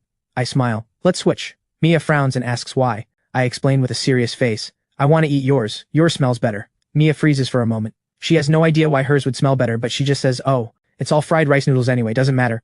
And don't waste the milk, take a sip. I personally bring the milk to Mia's lips. She gives me a strange look, then suddenly her eyes widen in realization. You're trying to avoid paying me back? After some thinking, she concludes that her deskmate is trying to swallow her entire fortune. Otherwise, Why would I be sucking up to her so early in the morning? I burst out laughing. Miss Bell, am I really that kind of person? I admit I'm not exactly a saint, but I wouldn't scam you of all people. Don't worry, I'll pay you back, just not right now. Mia pouts. That's all my New Year's money, plus this month's allowance. How about this? For the next while, I'll cover all your food and expenses, deal. And later, I'll pay you back with interest. Mia frowns. Really? Like this, from now on you swipe my meal card. And then I'll set up a family card for you on WeChat, and load some pocket money on it. $3,000 a month enough? Mia shakes her head. Too much, 600 is enough. I roll my eyes. No way. You have to spend $1,000 a month. If you can't spend it all, you fail. Girls need to learn how to spend money. Miss Bell, you're way too thrifty. With that, I add the family card to her WeChat and set the limit to $1,000 a month. Mia just murmurs oh blankly. I'll try then. This little rich girl is honestly cracking me up. Then Ms. Lambert calls Jason Pierce and me out of the classroom. The other students secretly peek from the corners of their eyes. In the hallway by the back door, Ms. Lambert has a stern face. You both know why I called you out, right? I smile. Teacher, I really didn't fight. Yesterday was my cousin's birthday. If you don't believe me, ask Jason. Jason and I are best buds. Why would we fight? Jason is dumbfounded. He's completely frozen. Best buds, huh? Ms. Lambert glances at Jason. You explain. Jason's mouth opens slightly. He struggles for a long time and only manages a single word. Yes. He only manages to squeeze out one word. Yeah. Ms. Lambert is exasperated and laughs. Best buds, huh? Fine. How about I arrange for you two to sit together? The moment she says this, the two of us almost simultaneously say, no, no. Ms. Lambert crosses her arms helplessly. Aren't you best buds? Why don't you want to? I smile. Mainly because it'd affect our studies. Sitting together, we definitely chat all the time during class. Ms. Lambert looks at me and notices I really don't look like I've been beaten up. As for Jason, no need to say more. Yesterday, this kid apparently refused to leave the math teacher's office, forcing himself to grind through an entire test paper, so he definitely wasn't in any fight. Fine. I won't notify your parents about this for now, but Ethan Walker, and you, Jason Pierce, if I hear about you two clashing again, or worse, calling in outsiders, don't bother explaining to me. Just go straight to the dean's office and explain it to the dean, understood? I smile. Got it, Ms. Lambert. By the way, that English-speaking contest you mentioned, I want to sign up. Ms. Lambert takes a deep breath and waves Jason off. You head back first. Then she pulls me aside and asks privately, tell me, has Jason been targeting you in class? Did he force you not to tell the teacher? I then report the entire gate incident to her like a stone-cold operative laying it all out. Hearing this, Ms. Lambert is completely dumbfounded. So this is what best buds means. Before heading back to class, I don't forget to coach her on how to report this to the school leadership. Just say those guys yesterday were here for my cousin's birthday and happened to pass by the school gate. Ms. Lambert can't help but laugh. I casually add, Teacher, you look really pretty when you smile. Ms. Lambert can't handle this kid's mouth and kicks at me. She laughs. Go, go, go, get back to morning reading, you and your antics. Clearly my sweet talk works. She doesn't pursue the matter between us further. Standing on the podium, Ms. Lambert announces, tomorrow is the 4-school joint mock exam. I'll hand out exam ID cards this afternoon, so keep them safe. Also about the English-speaking contest, only 3 people have signed up so far, so there's no need for selection. Ethan Walker, Luna Knight, Sophie Jenkins, you 3 can start preparing on your own. Oh, and for the New Year's talent show, each class needs at least 2 performances. If you have a performance. Ready? Register with the Arts Committee rep. Meanwhile, the classroom at First High is in an uproar. Have you heard? That novel that was being updated on the First High forum a while back is now updating on the Second High forum. They say it's written by a transfer student. I asked someone from Second High, and they said it sounds like a senior year transfer. No way. Could it actually be Ethan Walker who wrote it? The voices suddenly cut off because Vice Principal Grant is standing at the back door of the classroom. After hearing the discussion, he frowns and asks, who reposted that First High forum novel to Second High? The whole class is instantly dumbfounded, looking at one another. Vice Principal Grant keeps a stern face. Where's the class president? Chris Bennett stands up. He smiles bitterly. Principal, I really don't know. I don't even know who wrote it. Vice Principal Grant counters in surprise. You don't know? Then how come someone told me it's written by a student in your class? The moment he says this, the whole class explodes. It's not really Ethan Walker, is it? Chris Bennett scratches his head and laughs. Principal, that novel is being updated on the Second High forum, and it even says the author transferred there from First High. If it's from our class, then it has to be Ethan Walker. Vice Principal Grant pauses. Your homeroom teacher told me he found the student and that they stopped because of Gaokao concerns, so the novel was halted. The students all shake their heads. Right at that moment, Kevin Park suddenly stands up. Principal, it really is Ethan Walker who wrote it. Back when we heard the Board of Education leader praise the novel, I asked him about it. But later Mr. Sullivan told us to drop it, and that was that. Vice Principal Grant's face darkens immediately. With a stern expression, he says, Understood. Continue your morning reading. With that, he walks out of the classroom. The moment he leaves, Class 2, Senior Year 3 erupts with excitement. A huge crowd surrounds Kevin Park. Ethan Walker really wrote it. Meanwhile, Mr. Sullivan is in the office sorting test papers when Vice Principal Grant suddenly walks in. The other teachers in the office all look up. Vice Principal Grant stands at the office doorway with a thoroughly grim look. Class 2 homeroom teachers step outside for a moment. The two of them then move to the doorway to talk privately. What? You're saying that novel is now updating on the Second High forum? Mr. Sullivan trembles and breaks into a cold sweat. I thought banning my account would stop the updates, but who could have guessed this kid would just go post on the second high forum? Vice Principal Grant keeps a stern face. Didn't you say at the start that you'd communicate with the kid's parents? That the updates stopped because it was affecting his studies? But your students are saying that the student who dropped out is the one who wrote it. Mr. Sullivan smiles awkwardly. Well, Vice Principal Grant snaps Mr. Sullivan. Oh, Mr. Sullivan, don't think I don't know. You deliberately avoided saying it's the student who dropped out after fighting with you, didn't you? What are you so afraid of? Even if that novel is written by him, so what? Just say it directly. Now you've put me in such a tough spot. How am I supposed to explain this? I specifically told the Board of Education leaders that academics come first, so updates were paused.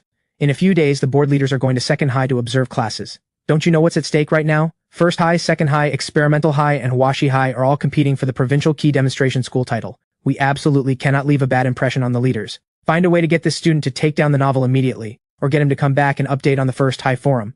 Mr. Sullivan's mouth falls open. He's stunned. Vice Principal Grant continues with a grave expression. Mr. Sullivan, I remember you're applying for senior teacher certification this year, right? If this incident makes first high a laughingstock, you know exactly how severe the consequences will be. Hurry up while not many people know about it yet. Handle it immediately. Either get him to come back to the first high forum, or get him to stop updating altogether. Otherwise, isn't this humiliating? Should have just said it was written by an outsider from the start. Mr. Sullivan grits his teeth. Vice Principal, this was my mistake, rest assured I won't let first high lose face on my watch. Vice Principal Grant finally looks satisfied, then turns and walks away with his hands clasped behind his back. During the third period, Mr. Sullivan addresses the students. Before class, I want to discuss something with everyone. Who here is closer with Ethan Walker? The students look at one another. Finally, Kevin Park raises his hand and laughs. Sir, I'm pretty close, someone else mutters quietly. Jessica Lane. Mr. Sullivan's eyes light up. That's right, Jessica Lane, you're close with Ethan Walker. Help me ask him, why did he suddenly stop updating the novel on the first high forum? Can he come back to the first high forum and stop writing on the second high forum? Jessica Lane hesitates. Sir, but he's studying at second high now. Isn't it normal for him to update on the second high forum? Why come back to first high? Mr. Sullivan replies, just persuade him, tell him classmates love reading it, aren't you two friends? Either way, writing here or there is the same thing. While I'm seriously studying in class, I suddenly receive a message from Kevin Park. Ha ha ha ha, this is going to be good. The principal came to our class today asking about your novel, and Mr. Sullivan told Jessica Lane to reach out to you and ask you to come back and update on first high. I tease back. I already unfriended Jessica Lane. No wonder she was stammering. She's probably too embarrassed to admit you deleted her. Ha ha ha, this is hilarious. Sure enough, a moment later, I receive a friend request. Jessica Lane wants to add you as a friend. Without hesitation, I reject it. I even deliberately turn to my desk mate, the little rich girl Mia Bell, and smile. Miss Bell, don't forget you're treating me to a movie on Saturday, Mia explains pitifully, but I'm broke now. I laugh until my stomach hurts. This is just too cute and clueless. Fine, my treat. Mia suddenly shakes her head. No, don't I have that family card? I promised I'd treat you. Mia stares blankly, like her brain isn't processing. About 10 minutes into class, the little rich girl suddenly mumbles to herself, wait, that's not right. Swiping the family card doesn't count as me treating you, unless I separately pay for the tickets. I'm sprawled on my desk, grinning. The little rich girl is just too adorable. Ethan Walker, what are you laughing at? The chemistry teacher on the podium calls me out in front of the whole class. Only now do I remember class is in session. I stand up immediately, smiling. Sir, I just remembered something funny. Mia's face turns bright red. She knows I'm laughing at her. She buries her head. Sir, I was working on a chemistry problem, and there was one that said Ba plus 2Na equals banana. I was wondering if I discovered some secret. The moment I finished, the whole class bursts out laughing. The chemistry teacher then scolds, from now on, focus during class. Save extra problems for your free time. Finally, lunchtime arrives. The moment class ends, Luna Knight runs over to my desk. Did you really reject her friend request? I blank for a moment, then quickly catch on. Jessica Lane reached out to you? Luna clicks her tongue and laughs. You're so cold. She said she has something to discuss with you. Just add her back, I reply coldly. No need. Let's go, Miss Bell, let's grab lunch. Mia replies, oh, and follows behind me. Luna is stunned for a moment because it's the first time she's been so blatantly ignored. Tina Reed comes over and smiles. Come on, stop staring. Maybe he just likes that type of girl. In the cafeteria line, while I'm trying to decide what to eat, I suddenly notice the little rich girl's big eyes are misty as she looks at me. What's wrong? Nobody bullied you, did they? I look at Sophie Jenkins beside us, half amused, half exasperated. Why is she suddenly like this? Sophie shakes her head. Mia suddenly asks, softly, almost guiltily, Your ex-girlfriend at first high, is she really pretty? I burst out laughing. Are you jealous? Mia bites her lip and says nothing, her eyes earnestly fixed on me with curiosity. The three of us find a corner, eating and chatting. By the way, are you signing up for the talent show? Mia also looks at me curiously. I'm silent for a few seconds, then smile. I might not. Sophie suddenly says to me, I'll tell you a secret. Mia won first prize at last year's talent show. Hearing this, I'm a bit surprised. Mia shakes her head shyly and signals Sophie to stop. Sophie laughs. What are you afraid of? This is your strength. Then she tells me the secret that Mia is a piano specialty student. After lunch, and a bit more talk about the performance, I smile and say, Then I'll volunteer to sign up. Meanwhile, Jessica Lane comes to the teacher's office. Sir, I'm sorry. The truth is, Ethan Walker is hurt by what I did, and he won't speak to me. Maybe you should just call him yourself. Mr. Sullivan is dumbfounded. You two are classmates. You should be better at this than me. Aren't you the one close with him? Jessica blushes and whispers. Sir, that was before. Mr. Sullivan tries to coax her earnestly. Listen, boys are actually very easy to win over. Just go up to him and say a few sweet words. See how that goes. Treat him to a meal, and I'll pick up the bill. I do bear some responsibility for Ethan Walker dropping out. I really didn't handle it well at the start. Jessica counters with a hint of grievance, sir. Then why don't you want to call Ethan Walker yourself? Just talk to him directly. Mr. Sullivan freezes. His mouth opens slightly, wanting to say something but unable to. Jessica suddenly gathers her courage. Sir, is it because you can't swallow your pride? Mr. Sullivan's face darkens immediately. Don't talk nonsense, you can go back to class now. Jessica quickly responds. Okay, I'll head back. However, the moment Jessica leaves the office, Mr. Sullivan immediately regrets it. He smacks his forehead. This, Mr. Sullivan grits his teeth. He finds the student contact list on his computer and stares at the string of phone numbers, but he can't bring himself to press the call button. After hesitating again and again, he can only call in my old deskmate Kevin Park. Kevin walks into the office and stands at attention. Mr. Sullivan forces a smile. You used to be Ethan Walker's deskmate. You two should be on good terms. See if you can tell him to stop writing the novel on the second high form and come back to update on first high. Or maybe we can wait until after the Gaokao to continue. Mr. Sullivan smiles shamelessly. I'm mainly worried it's affecting his studies. Kevin asks, knowing full well, sir, he's already transferred. Are you still worried about his grades? And wouldn't writing on the first high form affect his studies just the same? Mr. Sullivan clears his throat. It's definitely different. Just see if you can help me communicate with Ethan Walker. Kevin presses his lips. Sir, I can try, but... Mr. Sullivan's eyes light up. But what? Tell me. Kevin deliberately scratches his head and smiles. I still owe him money, so it's awkward to reach out. Mr. Sullivan replies, that's no big deal. How much do you owe him? I'll cover it. Kevin asks in disbelief. Really? Mr. Sullivan thinks about it. This is a matter of face, and involves the approval stamp for his senior teacher application. He smiles generously. Of course. Besides, I'm asking you a favor too. How much do you owe? Kevin looks down and rubs his nose, smiling. Not much really, just 400 yuan. Mr. Sullivan grits his teeth. Fine, I'll cover the 400. You talk to Ethan Walker and tell him it's best, and I mean best, that we wait until after the Gaokao to continue the novel. Even though he's transferred, as a teacher, I'm worried he'll mess up the Gaokao. After all, this is a major life. Kevin holds back a laugh. Sir, it's possible, but I can't guarantee anything. Forget it, I'll just pay him back when I have money myself. Mr. Sullivan immediately whips out his phone with a generous smile. Here, let me scan your code. Just help me persuade him. You don't have to pay this back, but you have to put real effort into it. Really, this is seriously hurting his studies. Kevin grins. Sir, are you sure I don't have to pay you back? Mr. Sullivan smiles. No need, I'm a man of my word. Alright then, I'll give it a try. Mr. Sullivan actually transfers the 400 yuan right then. Sir, I'll head back to class now and I'll let you know once Ethan Walker replies. Alright, you go ahead.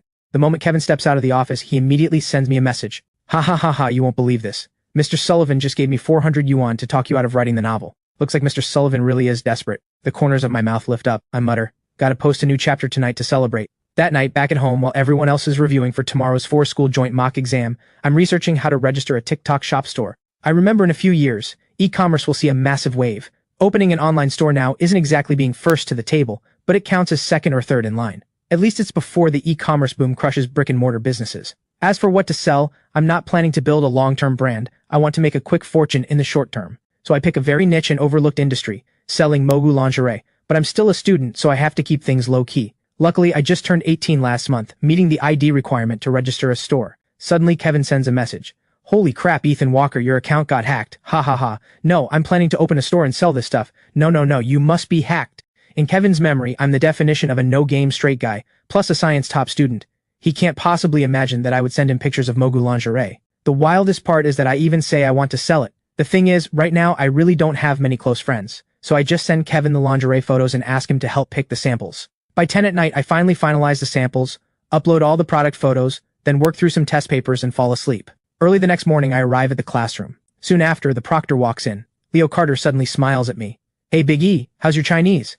Decent, barring surprises I should be ranked first in the grade. Leo gives a thumbs up and laughs. Killer. But the moment he says this, a familiar voice cuts in. Top of the grade, huh? Just don't get caught cheating by me. I look up and freeze. The proctor turns out to be Dean Hall from First High. Only now do I remember. The 4-school joint mock exam has teachers from the 4 schools cross-proctoring. Alright, put away all your books and study materials. If I catch anyone with cheat sheets or copying, your test papers will be confiscated. I don't know about Second High, but at First High, cheating means notifying parents. After saying this, Dean Hall doesn't forget to shoot me a side glance. The moment I get the paper, I start writing immediately. An hour goes by in a flash. Sir, can I turn in my paper early? I smile slightly and raise my hand. I glance at the clock on the wall. 45 minutes are left.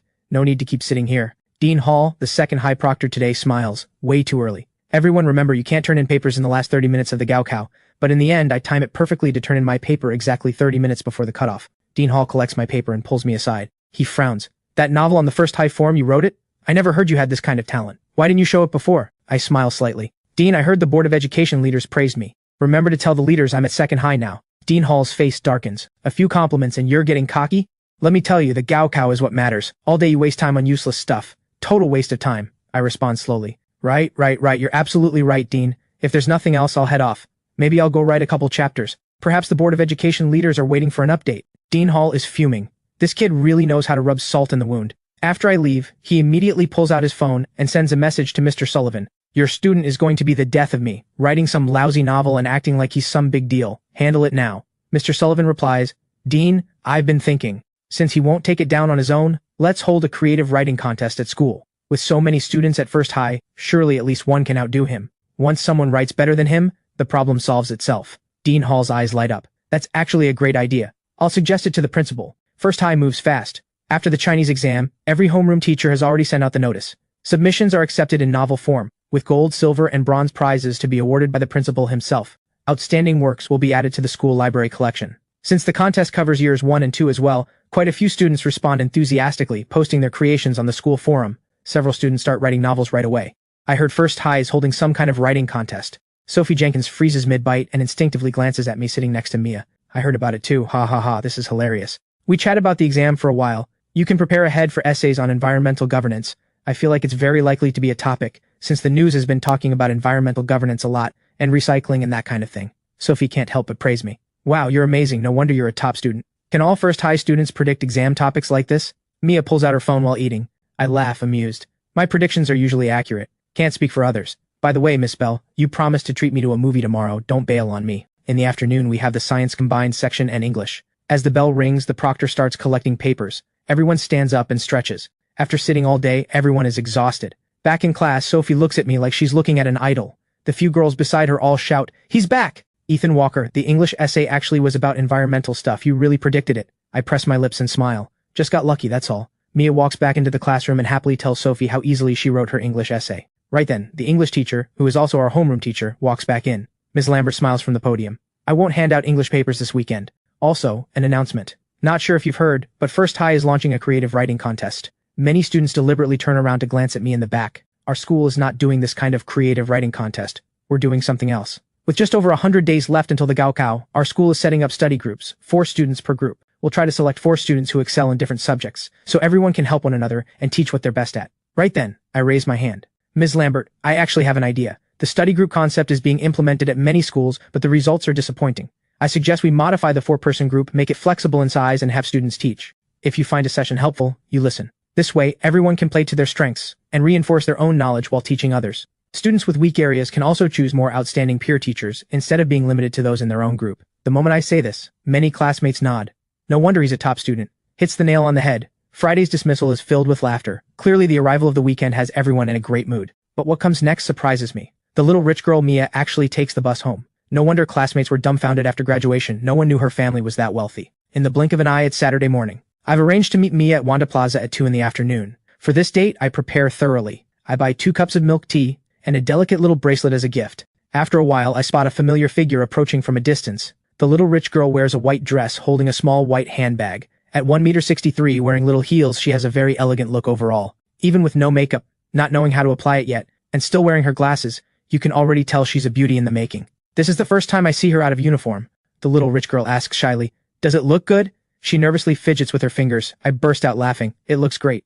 Here's your milk tea and a gift for you." Mia shakes her head as she takes them. I push the box right into her hands and smile. "Open it. If you don't like it, you can exchange it." Mia carefully opens the box. She freezes instantly.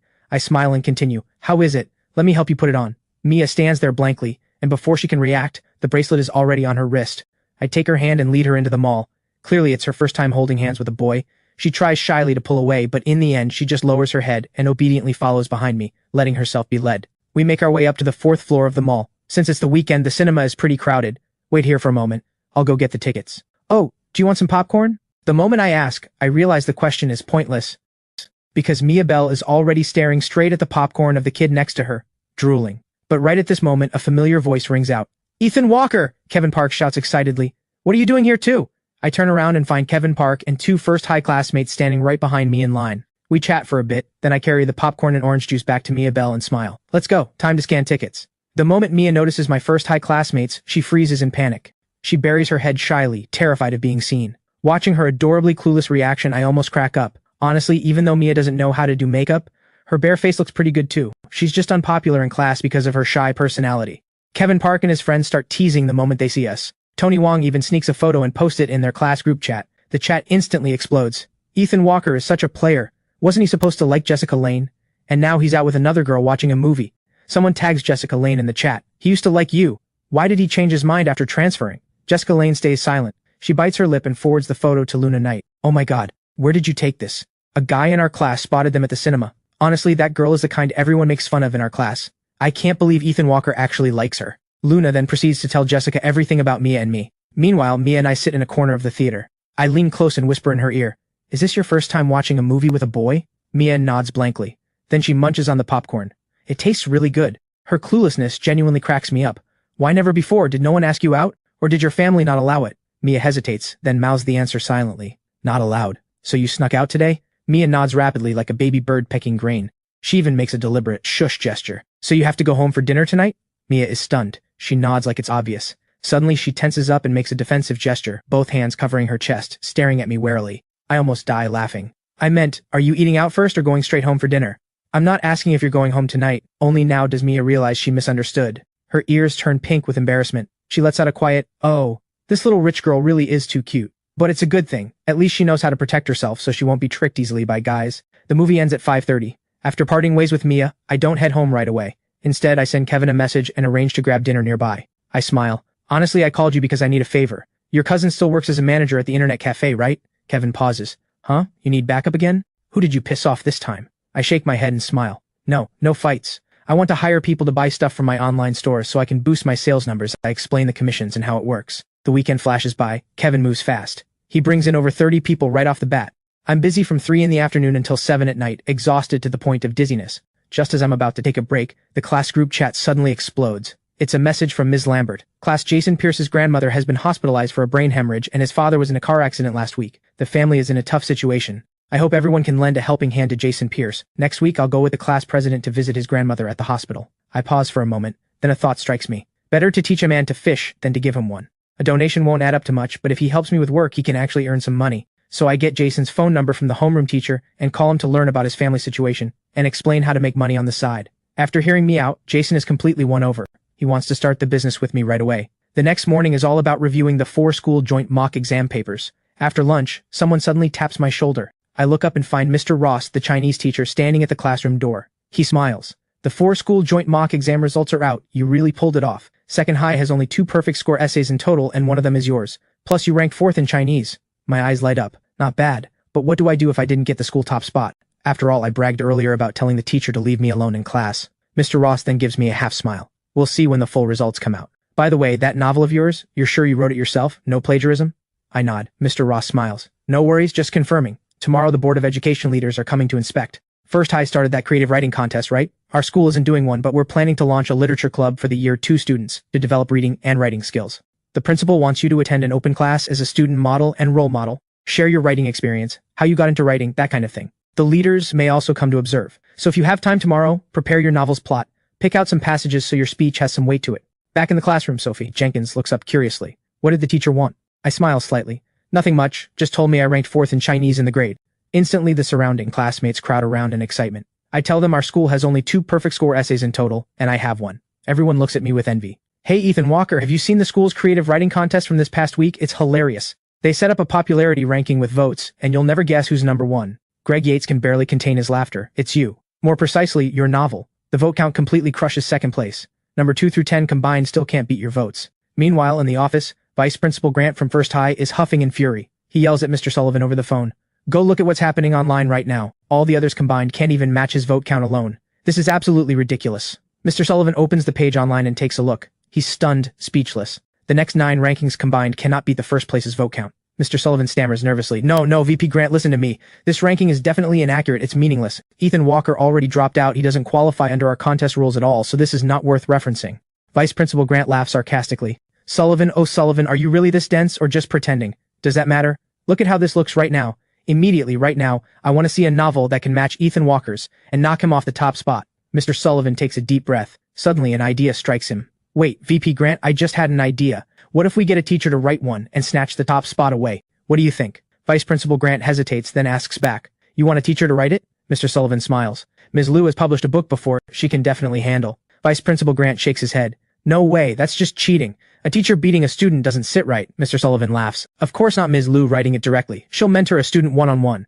Vice Principal Grant waves his hand. Forget it. No need to make a fuss. The leaders probably already know about the kid's transfer, since the kid wrote about it himself. Just delete that ranking. Then we issue a formal statement, limiting entries to current students only. I open the first high form and take a look, then smile in surprise. Yeah, it's true. Let me see if I can leave a comment. But the moment I type a line and hit send, a notification pops up. The post is gone. Greg Yates pauses next to me. No way, let me see. Holy crap, this post really got deleted. I laugh. Of course it got deleted. With my book on the list, it definitely doesn't fit their rules. Right at this moment, someone shouts excitedly from the classroom door. The joint mock exam rankings are posted at the stairwell. Many students rush out. The teacher will hand out the score sheets in class anyway. What's the rush? Right, Miss Bell? I turn to look at Mia Bell. She nods rapidly, but still drags Sophie Jenkins along and squeezes through the crowd to check her score. You just nodded, though. Why did you still run over? I'm half amused, half exasperated. The bell finally rings. Miss Lambert speaks slowly. Everyone come back, stop looking. The board only shows the top 100 in the grade. If you can't find your name, you didn't make it. Several boys laugh. I knew it, no wonder I couldn't find mine. Once everyone is seated back in the classroom, Ms. Lambert smiles from the podium.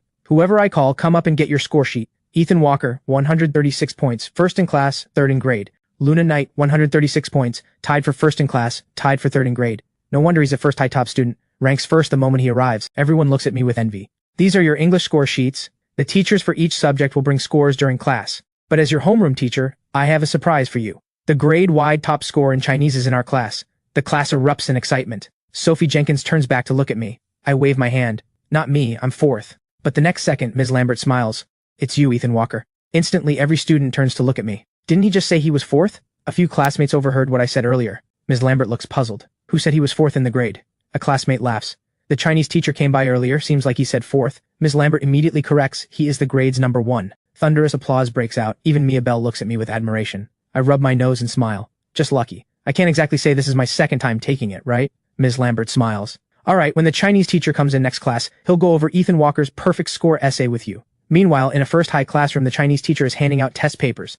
Students who get theirs immediately start chattering. Holy crap, you're amazing, 53 on the essay. The Chinese teacher suddenly sighs.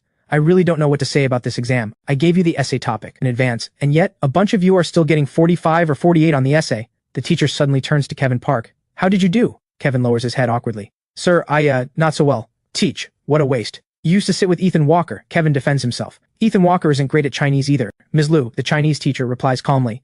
Originally, since he transferred, there's no need to track him, but the kid is genuinely impressive. He ranked 4th in Chinese in the 4-school joint mock exam, and his essay got a perfect score. Kevin's jaw drops. No way, Ms. Liu. I remember Ethan Walker wasn't good at Chinese. Did he hack the system at second high or something? Ms. Liu rolls her eyes and laughs. Maybe he works harder at second high than he did here. Kevin is half amused, half exasperated. Hard work, my ass. The dude messes around in group chats, runs a store selling Mogu lingerie, and goes on movie dates with girls. As the final bell rings, I stand by the stairwell looking at the rankings posted in the hallway. Sophie and Mia stand beside me. Wow, amazing. First in Chinese, third in math, third in English. Only science combined was a bit weak. Total score ranks 10th in the grade. Sophie says enviously, if you brought up the science combined score a bit, you'd be even better. In my last life, my weakness was Chinese. Strength was science combined and math, with English in the middle. But chemistry and biology and science combined have a lot of hard knowledge to memorize, and I forgot all of it after graduation. So getting this score after rebirth is already pretty good. The Chinese, math, and English scores far exceed what I got before. Mia points at her own name and tugs on me, signaling for me to look. Mia Bell ranks 41st in the grade. Her delicate pale finger points at her science combined score, and she looks at me with a hint of pride, as if showing off. I smile slightly. Oh, did pretty well. I instinctively pinch her nose and say, bring your score up. Don't go to Modu Conservatory of Music. Go to Yanjing Conservatory of Music. That way you can see me. Sophie asks in surprise, you're going to Yanjing for college? Which school? I answer matter-of-factly, Tsinghua, or Peking of course. Hearing this, Mia asks blankly, how do you know I'm going to Modu Conservatory of Music? Based on my memories from the last life, I clearly remember the little rich girl went to Modu Conservatory of Music. While it's a top-tier art school in the country, as a reborn person, I'm definitely aiming for the absolute most prestigious universities because the diploma, the social circles, and future development are all completely different. Besides, the Gaokao is what I'm most confident about right now. After the Gaokao, I lose that edge. During these college years, I can still leverage my knowledge of the future for business ventures. Once these years pass, the difficulty of changing one's life multiplies infinitely. So every day right now is critical for me. Writing novels would have been the most reliable path, since I know which works will be hits later. But relying on memory alone, I might not be able to perfectly recreate the classics. Right now, with a little rich girl's funding, I realize e-commerce might be an easier shortcut to success. The next morning, the moment I arrive at school, I get a call from Mr. Ross asking me to come to the office. I rush back to the classroom, drop my backpack, and find another breakfast on my desk. Just then, Luna Knight runs over with a smile. I bought it for you. Why did you buy it again? Then she leans in and whispers playfully in my ear, Mogu lingerie. I burst out laughing and head back to my seat. Yesterday, she accidentally saw Jason Pierce's WeChat moments showing him packing shipments, so she messaged him privately. She had no idea until she asked just how much had been going on without her knowing. I laugh, amused. Don't spread it. Luna walks over happily and takes my breakfast away, then eat mine. And no giving it to Mia anymore, or I'll tell everyone your secret. I raise my eyebrow and tease. Are you threatening me? Luna replies in a playful tone. I just want you to eat the breakfast I bought. I know you gave the last one to Mia on purpose, and I know you two went to a movie on Saturday. How am I worse than her? Why can't you give me a chance? She's always liked top students, and after the 4-school joint mock exam, she's even more interested in me. Even though we share a grade school friend she once pursued, she doesn't care. After all, Jessica Lane said they were never together. Just a bit of flirting, and especially now she's been blocked. What really gets to Luna is that she's prettier than Mia, more eloquent and more proactive. Why can't she beat that dazed girl? I immediately respond. Sure, if you block Jessica Lane and get into Tsinghua or Peking University, if you can do that, I'll consider it. The first period bell rings. Mr. Nash, the physics teacher, walks into the classroom. You've all seen your scores. Now take out your papers. By the way, where is Ethan Walker? I raise my hand. Right here, sir. You're targeting me, aren't you, kid? You ace Chinese, math, and English, but science combined isn't up to par. With that, Mr. Nash starts going through the test paper. He's clearly the highly efficient type of teacher. By the second period, I see leaders inspecting the school. They come to our classroom door and ask, the student who transferred here from First High that you mentioned, he's in this class, right? Then Dean Price walks over with a smile, greets Mr. Nash, then calls out, Ethan Walker, are you here? Come out for a moment. I stand up, instantly drawing every classmate's gaze. I walk slowly out of the classroom and politely nod to the teachers. Hello, sir. Dean Price says to me, don't be nervous. This is Director Song from the Provincial Board of Education, and these are all leaders from the board. Director Song laughs warmly. You're the one who wrote Campus Dropout on the First High forum, right? Not bad, not bad. I heard you transferred from First High, so you must know both schools well, and your grades are good too, right? Apparently because of that, Dean Price quickly cuts in. A fight. This kid has a hot temper, but his grades are excellent. Top 10 in the grade at First High and top 10 in the grade at Second High in the 4-school joint mock exam. Director Song smiles. Fighting is definitely wrong. Let me ask you one question. What do you think is the biggest difference between First High and Second High? Which school has a better learning atmosphere? The moment he finishes, Dean Price freezes. He looks at me nervously. I pause briefly, then speak. Well, it's like this. I think First High has more academic pressure, but I prefer Second High. Hearing this, Dean Price flashes a wide 8-tooth grin. Oh, can you be more specific about why you prefer Second High? Studying at First High, it felt like I wasn't studying for myself, but for the school, for my parents, for the so-called duty of not letting them down. This mindset puts huge pressure on students, and creates a sense of resentment too. For example, when I was at First High, my homeroom teacher said more than once, and the dean said the same thing, don't disappoint your parents' expectations, right now studies are the most important thing. Think about how hard your parents worked to send you to First High, how you absolutely must repay them. I think filial piety is important, and so is repaying your parents, but constantly drilling this concept into students is harmful to teenage mental development. We end up studying for others. But at Second High, it's different. At First High, PE class was free time, but many students would still return to the classroom to study, so students' physical health and fitness suffered a lot. At Second High, PE class requires you to run 800 meters. After that, those who want to play, play. Those who want to rest, rest. It seems less academically intense than First High, but it better fits the principle of balancing work and rest. In my view, Second High's educational philosophy is fundamentally different from First High's. First High may have a slight edge in test scores, but in terms of all-around moral, intellectual, physical, and aesthetic development, including post-graduation outcomes, Second High students may end up doing better. Sir, I haven't been at Second High for long, this is just my personal view. The board leaders nod in agreement. Wonderfully said. This kid is a writer for a reason, his logic, theory, and word choice are all extremely rigorous. A leader half-jokingly says to Dean Price, if we hadn't pulled this kid out on a whim, I'd think you had a prearranged speech. He just laid out the pros and cons of First High and Second High very clearly. Dean Price laughs warmly. That's definitely impossible. Ethan Walker is genuinely outstanding, and more mature in thought than the average student. In this 4-school joint mock exam, his essay also earned a rare perfect score. Strong expressive ability. Dean Price pats my shoulder with great satisfaction. His impression of me improves further, so smooth with words. It sounds like he's praising Second High, but not too obviously.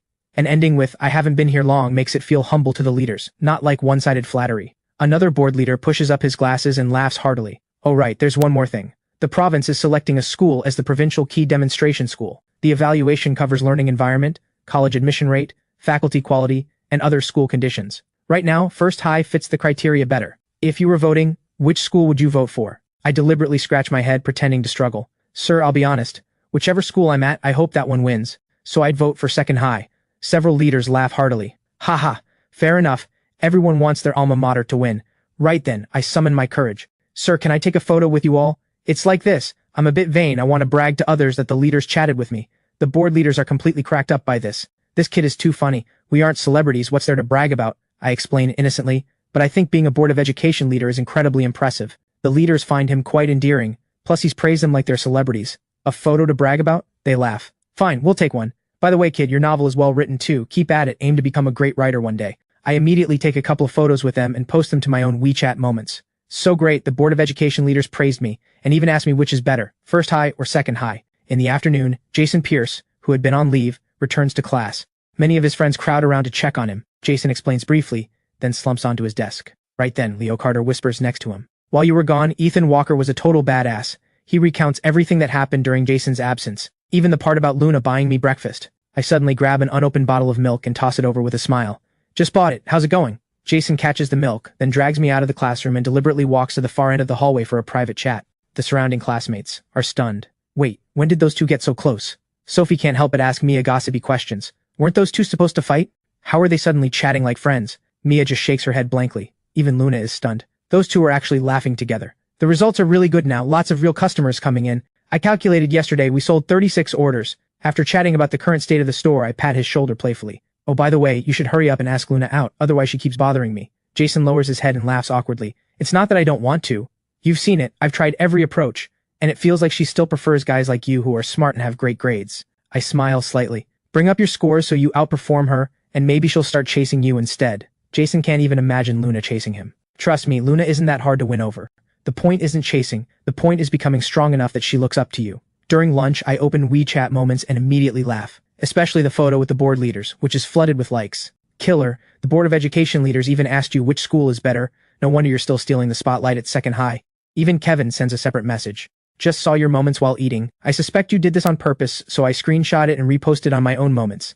Good bro, you killed it. Just then Stacy Quinn, the arts committee rep, walks over. Mia, are you signing up for the talent show the teacher mentioned? Mia shakes her head stiffly and keeps her head down eating. Stacy Quinn hesitates. But you played so well last time. I feel like you're the most impressive talent in our class. It would be such a loss if you don't join. Don't you want to show Ethan Walker your piano skills? Mia blushes bright red. I burst out laughing. It's fine, only sign up if you want to, no one can force you.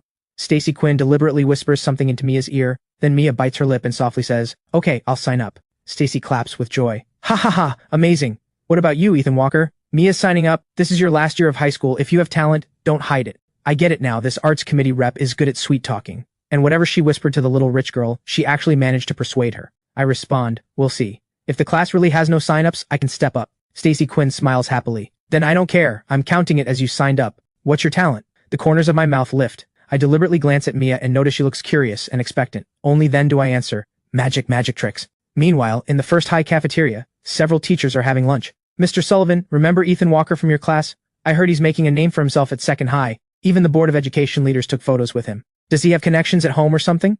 Mr. Sullivan, homeroom teacher of class 2, senior year 3, frowns slightly. What do you mean, board of education leaders? Mr. Jensen sitting nearby laughs. You don't know. I only saw it because my student reposted it.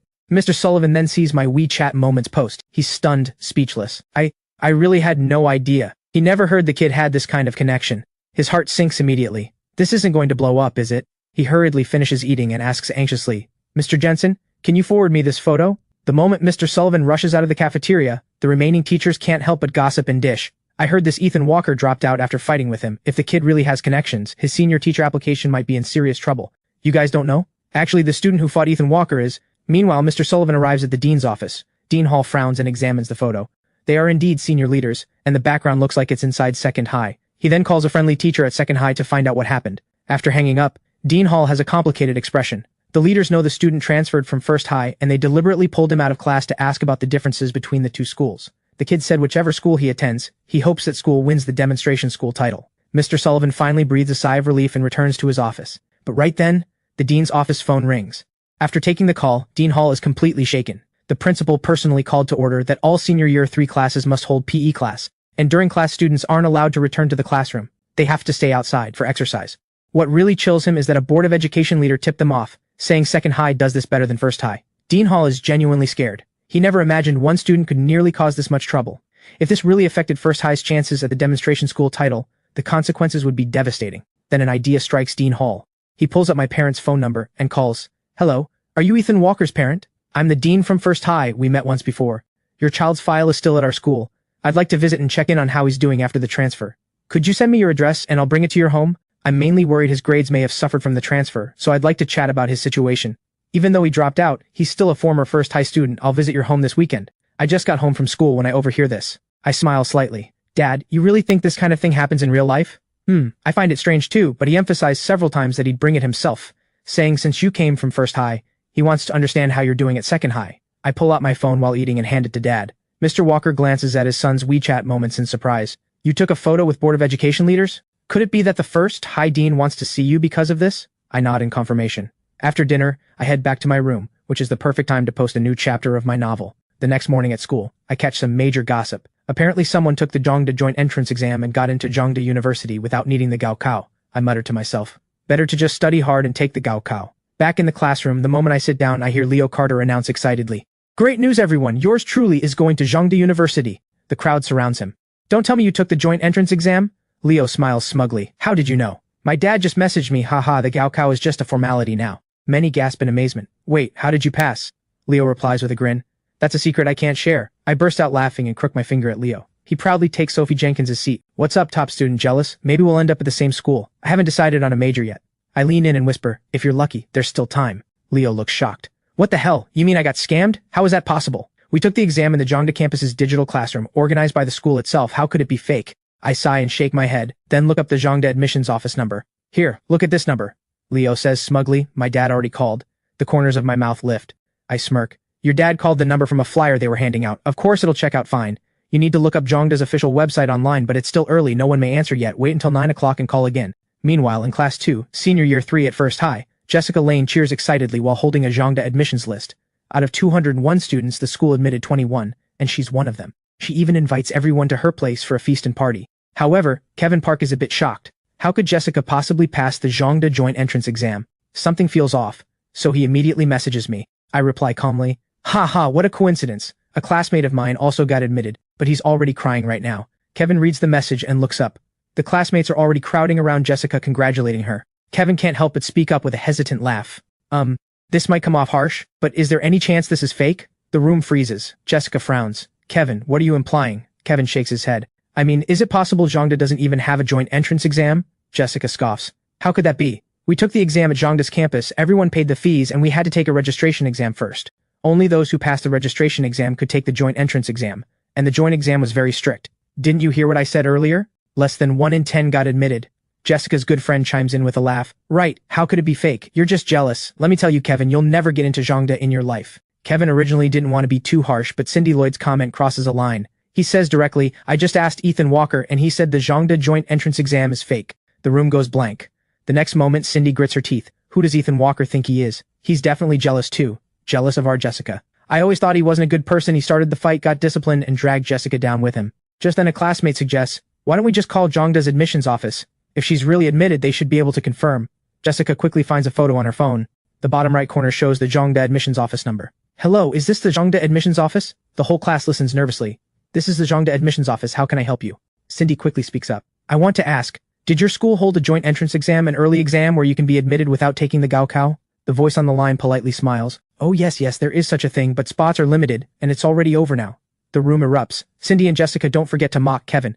You and Ethan Walker are just jealous. You didn't get in, so you call ours fake. Kevin is also confused. Wait, Ethan Walker clearly said it's fake, so why does the call confirm it? Kevin frowns. Something must be off. He immediately searches online for Zhongda's admissions office number, then calls during break. The reply he gets is, Zhongda has not held any joint entrance exam, and there's no such thing as early admission.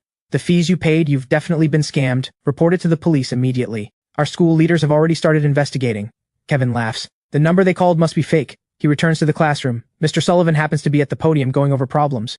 Sir, I'm not sure if I should mention this. I just made a call. And Zhangda says they didn't hold any joint entrance exam. It's a scam. Mr. Sullivan frowns. What scam? What Zhangda joint entrance exam? Who told you Zhangda holds one? Kevin laughs amused. I didn't say it. Someone in our class said they got early admission to Zhangda. Cindy snaps back exasperated. Sir, Kevin is just jealous of Jessica. She already called and confirmed. Why is he still on this? Kevin laughs. Jealous of what? I called and confirmed there's no such joint entrance exam, and they said the exam fees you paid were stolen by scammers. The reason you took the exam on Zhangda's campus is because they originally partnered with the education agency, and they didn't expect this kind of fraud. The school leadership has already reported it to police, and you're still here calling me jealous. Jealous my ass, Jessica says, exasperated. Didn't we just call and ask?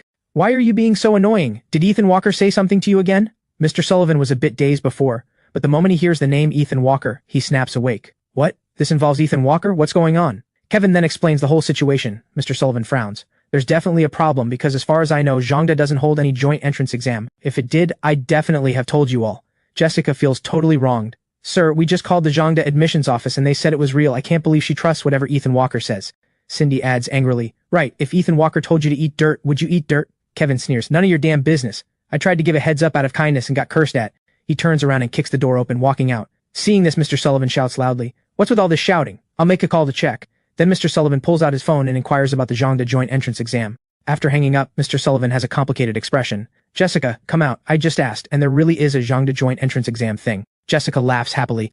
I told you there was, but the next moment Mr. Sullivan keeps a stern face. But it's fake. From what I now understand, Zhangda doesn't actually hold any joint entrance exam admissions, but there are indeed many people who took this so-called joint entrance exam. Some training agencies are using the Zhangda joint entrance exam name to scam money. I heard the registration fee is very expensive, right? Jessica's eyes turn red, and she chokes up. Sir, how can it be fake? But I don't know either. My mom paid the money. Jessica tearfully explains the whole story.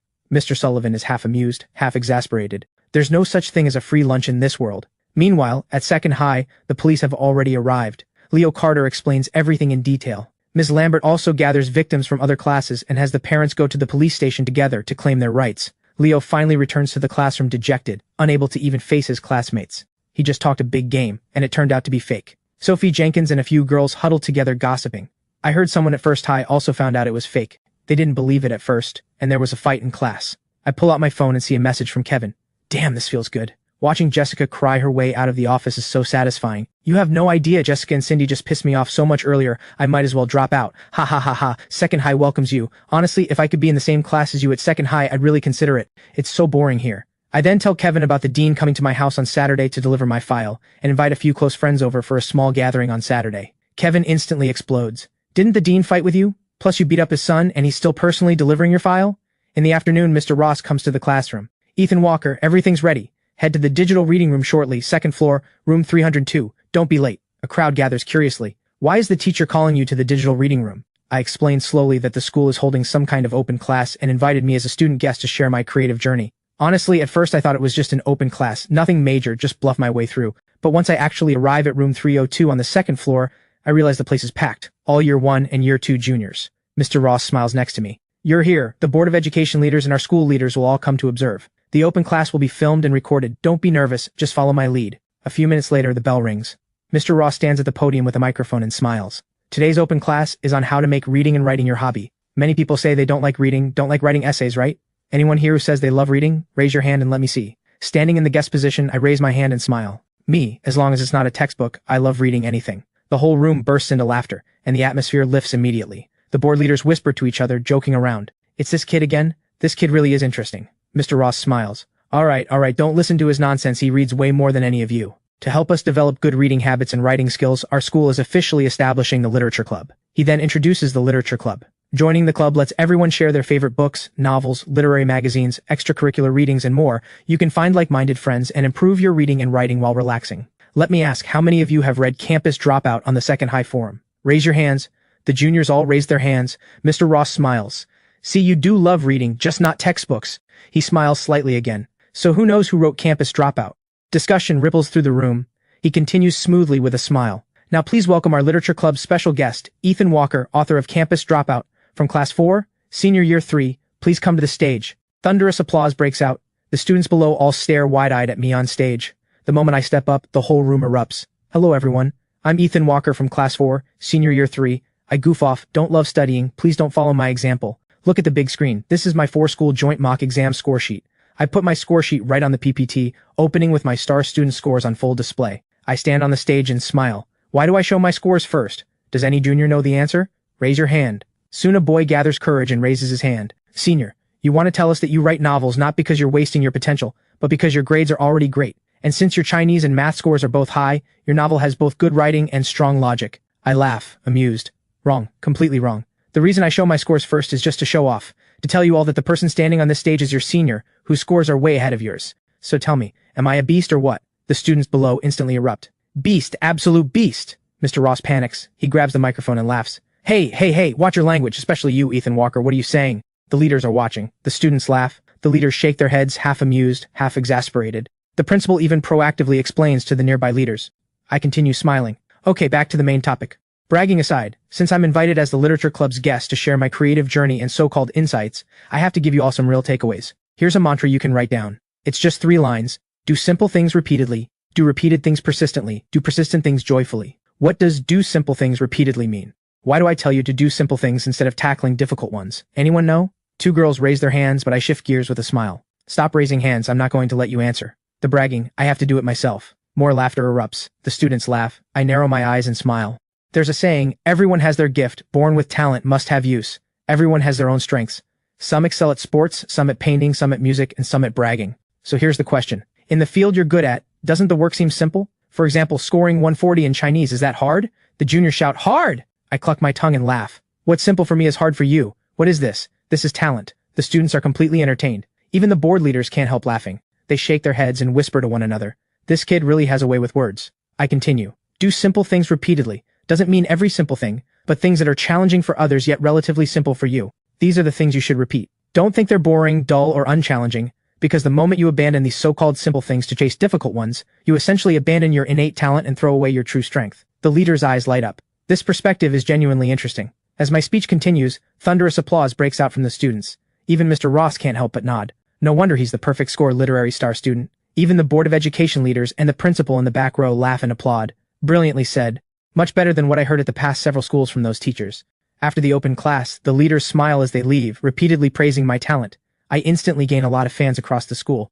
Several girls gather courage to come up and ask for my contact info, but I wave them off and decline. Mr. Ross then praises me on the side. Kid, you're impressive. The principal says this open class will be recorded and posted on the Second High official website for promotion. Too bad you're already in senior year 3, otherwise the literature club president position would have been yours. Sure enough, that same night the video of my speech is posted on the school forum, even pinned and highlighted. A flood of Second High students rushes in to watch the video, leaving all kinds of comments. So you really wrote the novel? I'd have your babies. But no one realizes this senior year 3 student, envied by so many classmates, is at this very moment doing something his peers wouldn't dare imagine. Because I'm hiding in my room, picking out new Mogu lingerie designs, preparing for a big Christmas promotion. But the upfront investment has nearly drained Mia Bell's savings. The $280,000 is down to just over $50,000 now. The next day, while taking the bus to school, I unexpectedly run into 2 familiar faces. I look at the figure that left such a deep mark on my last life. I ask, did you get the Zhangda money back? Wow, how can people be so cruel these days? Jessica Lane lowers her head and walks slowly toward me, whispering, I'm sorry, thank you for warning us, otherwise we might not have caught on this quickly. Just then, the bus jolts. Jessica grabs my arm to steady herself. She looks at me with pitiful eyes and softly says, Are you free on Christmas? I know you must still be angry, but I want to treat you to dinner and apologize, okay? She lifts her head and blinks her big eyes. I have to admit, Jessica is genuinely a very pretty girl. Her wide-eyed and helpless tone even leaves the boys on the bus stunned, but it has no effect on me. I frown and reply, not free. Jessica shakes my arm playfully. Come on, I know I was wrong, don't be mad anymore. Cindy Lloyd also pleads from the side. Look, Jessica's already apologized, give her a chance. Guys shouldn't be so petty. Honestly, with these 2 pulling this routine, a softer-hearted guy might genuinely fall for it. Who knows how much POA gaslighting I endured in my last life. When I finally found out that Jessica was with Brad Stone and even getting married, I completely fell apart. Looking at this so-called first love class queen now, I genuinely feel nothing. In fact, aside from Jessica's decent looks, she gives me less of an impression than Luna Knight, so I firmly refuse and step right off the bus. Since Christmas is coming, I write a note and pass it to Mia Bell.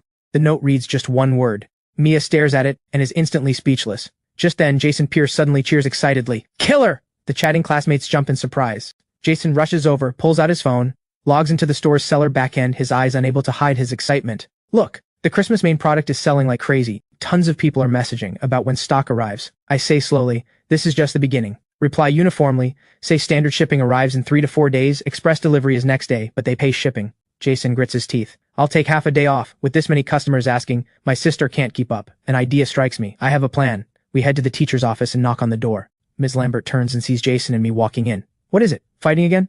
Ms. Lambert, I'd like to apply to borrow a school computer or use the digital reading room. Ms. Lambert frowns and turns to ask, what do you need a computer for? For something unrelated to studies, but I can guarantee Jason will pass the top-tier university cutoff in the first mock exam. Jason is completely stunned.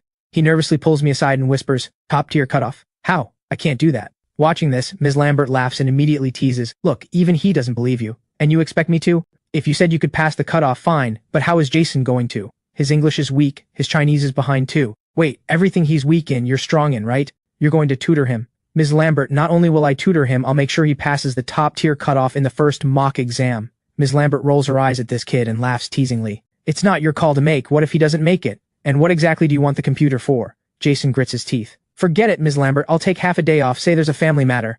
Ms. Lambert is dumbfounded. What's going on with these two? Can't you two just explain why you need the computer? If I don't approve this, you'll take leave, and if I don't approve that either, are you going to skip class? Jason responds, yes, if you don't approve, I'll have no choice. Ms. Lambert stands up in frustration. She drags us both into the hallway to scold us. Ethan Walker, you explain first what's going on. If you can't explain it clearly, don't even bother going to class until you do. Jason is also confused. He has no idea what I'm planning, and I even claim I'll get him to pass the top-tier cutoff in the first mock exam. He's still 40 or 50 points away from the second-tier cutoff. Right then, I suddenly speak. Ms. Lambert, I can tell you, but you have to keep it secret. Ms. Lambert sighs helplessly. Fine, I promise, spill it. The next moment, I open my Mogu lingerie store and hand her the phone. The moment Ms. Lambert sees the Mogu lingerie, her face turns red. She scolds, you kid, looking at this stuff, she's completely thrown. Sneaking peeks is one thing, but showing it to the teacher? Jason's eyes go wide too. Holy crap, no way, showing the teacher. How can you do that? It takes me over 10 minutes to explain the whole story. Ms. Lambert sighs in surprise. You really shocked me. So young, why open a store of all things? And selling that kind of product. Thinking about those Mogu lingerie photos, even she as an adult feels her cheeks flush. It's hard to imagine this kid is actually the store owner. If Jason had done this, she'd still be shocked, but at least understandable. But it's me, the model student, doing this, and the contrast is just too jarring. I respond with a smile. Ms. Lambert, this doesn't violate any school rules, so whether you approve or not, Jason will take leave anyway. I think it's better to give him a computer and let him stay at school so he can use the 15-minute breaks, lunch, and meal times. This way his studies are minimally affected. I know this isn't standard procedure. If I were at first high, I wouldn't dare say this. But this is second high, and my homeroom teacher is you. Ms. Lambert bursts out laughing. What about me? Does that mean I'll definitely agree? I answer firmly, yes. I trust you, Ms. Lambert. You're a teacher who genuinely puts students first in the truest sense. Ms. Lambert is half amused, half exasperated. Alright, don't put me on such a pedestal. Your sweet talking is really something else. I can bring an extra one from home. Just come find me at the office during break. The issue is, what if other people ask? And the products your store sells, it wouldn't be good for other students or teachers to see. She rolls her eyes at me. An idea strikes me. The library. Park the computer in the library, and Jason can head straight there during breaks. Ms. Lambert frowns and hesitates. Possible, sure, but I still feel uncomfortable about this. But she understands Jason's family situation. I push Jason's head down, and we both bow deeply. Thank you, Ms. Lambert. Seeing this, Ms. Lambert is out of options. She sighs. Fine, let's do it. On Thursday, I open the seller back end, and revenue has surpassed 300,000. While Jason is still buzzing with excitement, I say, half amused, half exasperated. Don't get too excited. We have another problem. 300,000 in orders means we need to front the cash for inventory before shipping, otherwise how do we ship? Jason finally panics. Right. I was just about to mention that. I just tried. The system says my bank card has no funds, so a lot of orders can't be drop shipped. What do we do? I'll figure something out. Wait for my word. I know Jason can't help here, since any money he had was already borrowed for hospital bills and the car accident compensation. What now? Come clean to my parents, tell them their son is making it big now, hundreds of thousands in daily revenue? I immediately reject the idea. Right then, Mia suddenly sends a message. What are you up to? My eyes flicker, and I reply, thinking about a certain someone. Do you have any more money? Mia replies, I don't have any, I gave it all to you. Reading the message, my mind goes blank. I have no idea what to do, since I already drained her savings. But 10 minutes later, Mia sends another message with a string of numbers. The moment I see it, 2 words escape my mouth, absolute legend. I stole my dad's card, there should be money on it. My head buzzes. Now I finally understand why Mia got scammed by sleazy guys in my last life. She's just too clueless. How can a girl be this cute and clueless, even stealing her family's bank card? I reply, what if they find out? Will they call the cops on me? No way, my dad has tons of cards. He probably won't notice one missing. Just deposit the money back when he eventually finds out. I'm seriously about to cry from being touched. If I don't cherish this little rich girl, I'm a total idiot. I immediately rush to the bank ATM outside, tap the card insertion menu, then select balance inquiry. If I hadn't checked, I wouldn't have known. One look and I'm shocked. Ones, tens, hundreds, thousands, 10,000s, 100,000s, millions. The card has 1,450,000 on it. I swallow hard. That means counting everything from the little rich girl's full savings, I've taken nearly 2 million from her. Friday morning I take the bus back to the school gate and bring breakfast for Mia. Back in the classroom after waiting a while, Mia and Sophie finally walk in. I lean close to Mia and whisper, "Too many eyes watching, otherwise I'd feed you myself." Mia blushes and lowers her head, munching away. 2 math periods later, Leo Carter grabs a basketball and rallies a few classmates to head out for a break. Jason responds, "You guys go, I'm heading to the library." He grabs some books and worksheets and heads out. The crowd reacts, "Yeah, right." But Jason really does go to the library. Everyone is stunned. Not only that, every break afterward, as long as he has time, Jason heads to the library to study. This dramatic shift makes the classmates question reality. A few minutes later, Miss Lambert walks in and smiles. Before class starts, an announcement. We discussed the study group idea a few days ago, and Ethan Walker pointed out limitations to that approach, so I went ahead and assigned the groups based on my earlier proposal. But right then I raised my hand. "Ms. Lambert, I suggest each student joins no more than 2 study group subjects. That way everyone's study focus is clearer, and the student tutors aren't overwhelmed. Otherwise 30 or 40 classmates all coming to ask, no one can handle it." Ms. Lambert looks pleased. "Sure, let's do it that way." Meanwhile, at the police station, the criminals have been caught. A huge group of parents scammed by the training agency gather, complaining loudly. Why can the second high parents get their money back, but us from Experimental High and Huashi High can't? The police station erupts into chaos. An officer sighs and shouts loudly, "First, your money isn't unrecoverable, we're working on it, but it takes time. Second, because a second high student reported it, we froze the fraud ring's bank cards immediately. But this agency is clever. They split the tuition fees from your different schools into separate accounts. The agency account we froze contains only second high parents' money. As for your accounts, by the time we got the victim list and went to the bank, the money had already been transferred out. So we're not playing favorites, understand? Frankly, none of you from the other schools realized you were being scammed. The other school had someone who caught on, and that's how they saved the money. Do you understand now? And second high parents, don't thank me. If you want to thank someone, thank the student who reported it. If that student hadn't spotted the problem, your money would have been transferred out too." The officer checks the file records and then says, "The reporter's name is Ethan Walker, a high schooler. The victim he registered is Leo Carter, a student from class 4, senior year 3 at second high." "Strange. Why is Ethan Walker's school record under first high?" The officer gasps. "A first high student reported it for a second high student. The parents are dumbfounded." "Huh?" Several first high parents are stunned. This isn't right." A whole group of first high victim parents fume in anger and immediately decide to march to the school together to demand answers. Half an hour later, over 20 people arrive at the first high gate, cursing as they walk, until they reach the senior year 3 teacher's office. The teachers are terrified. The students also watch curiously. Seeing this, Ms. Quinn rushes up to calm them. "Take it slowly. Who exactly are you looking for? Which class? What report?" Several parents step forward indignantly and ask, "Do you know which class Ethan Walker is in?" He knew the Zhongda exam was a scam, and yet he reported it for a second high student without saying a word to the first high students. The police now say only second high money can be recovered. They said Ethan Walker is a first high student. "Who's Ethan Walker's homeroom teacher? Step forward." Hearing this, Ms. Quinn immediately picks up her phone and calls Mr. Sullivan. Soon, Mr. Sullivan returns to the office. Seeing this huge crowd, he freezes too. "Who's looking for me?" The parents immediately rush up and surround him. "You're Ethan Walker's homeroom teacher, right?"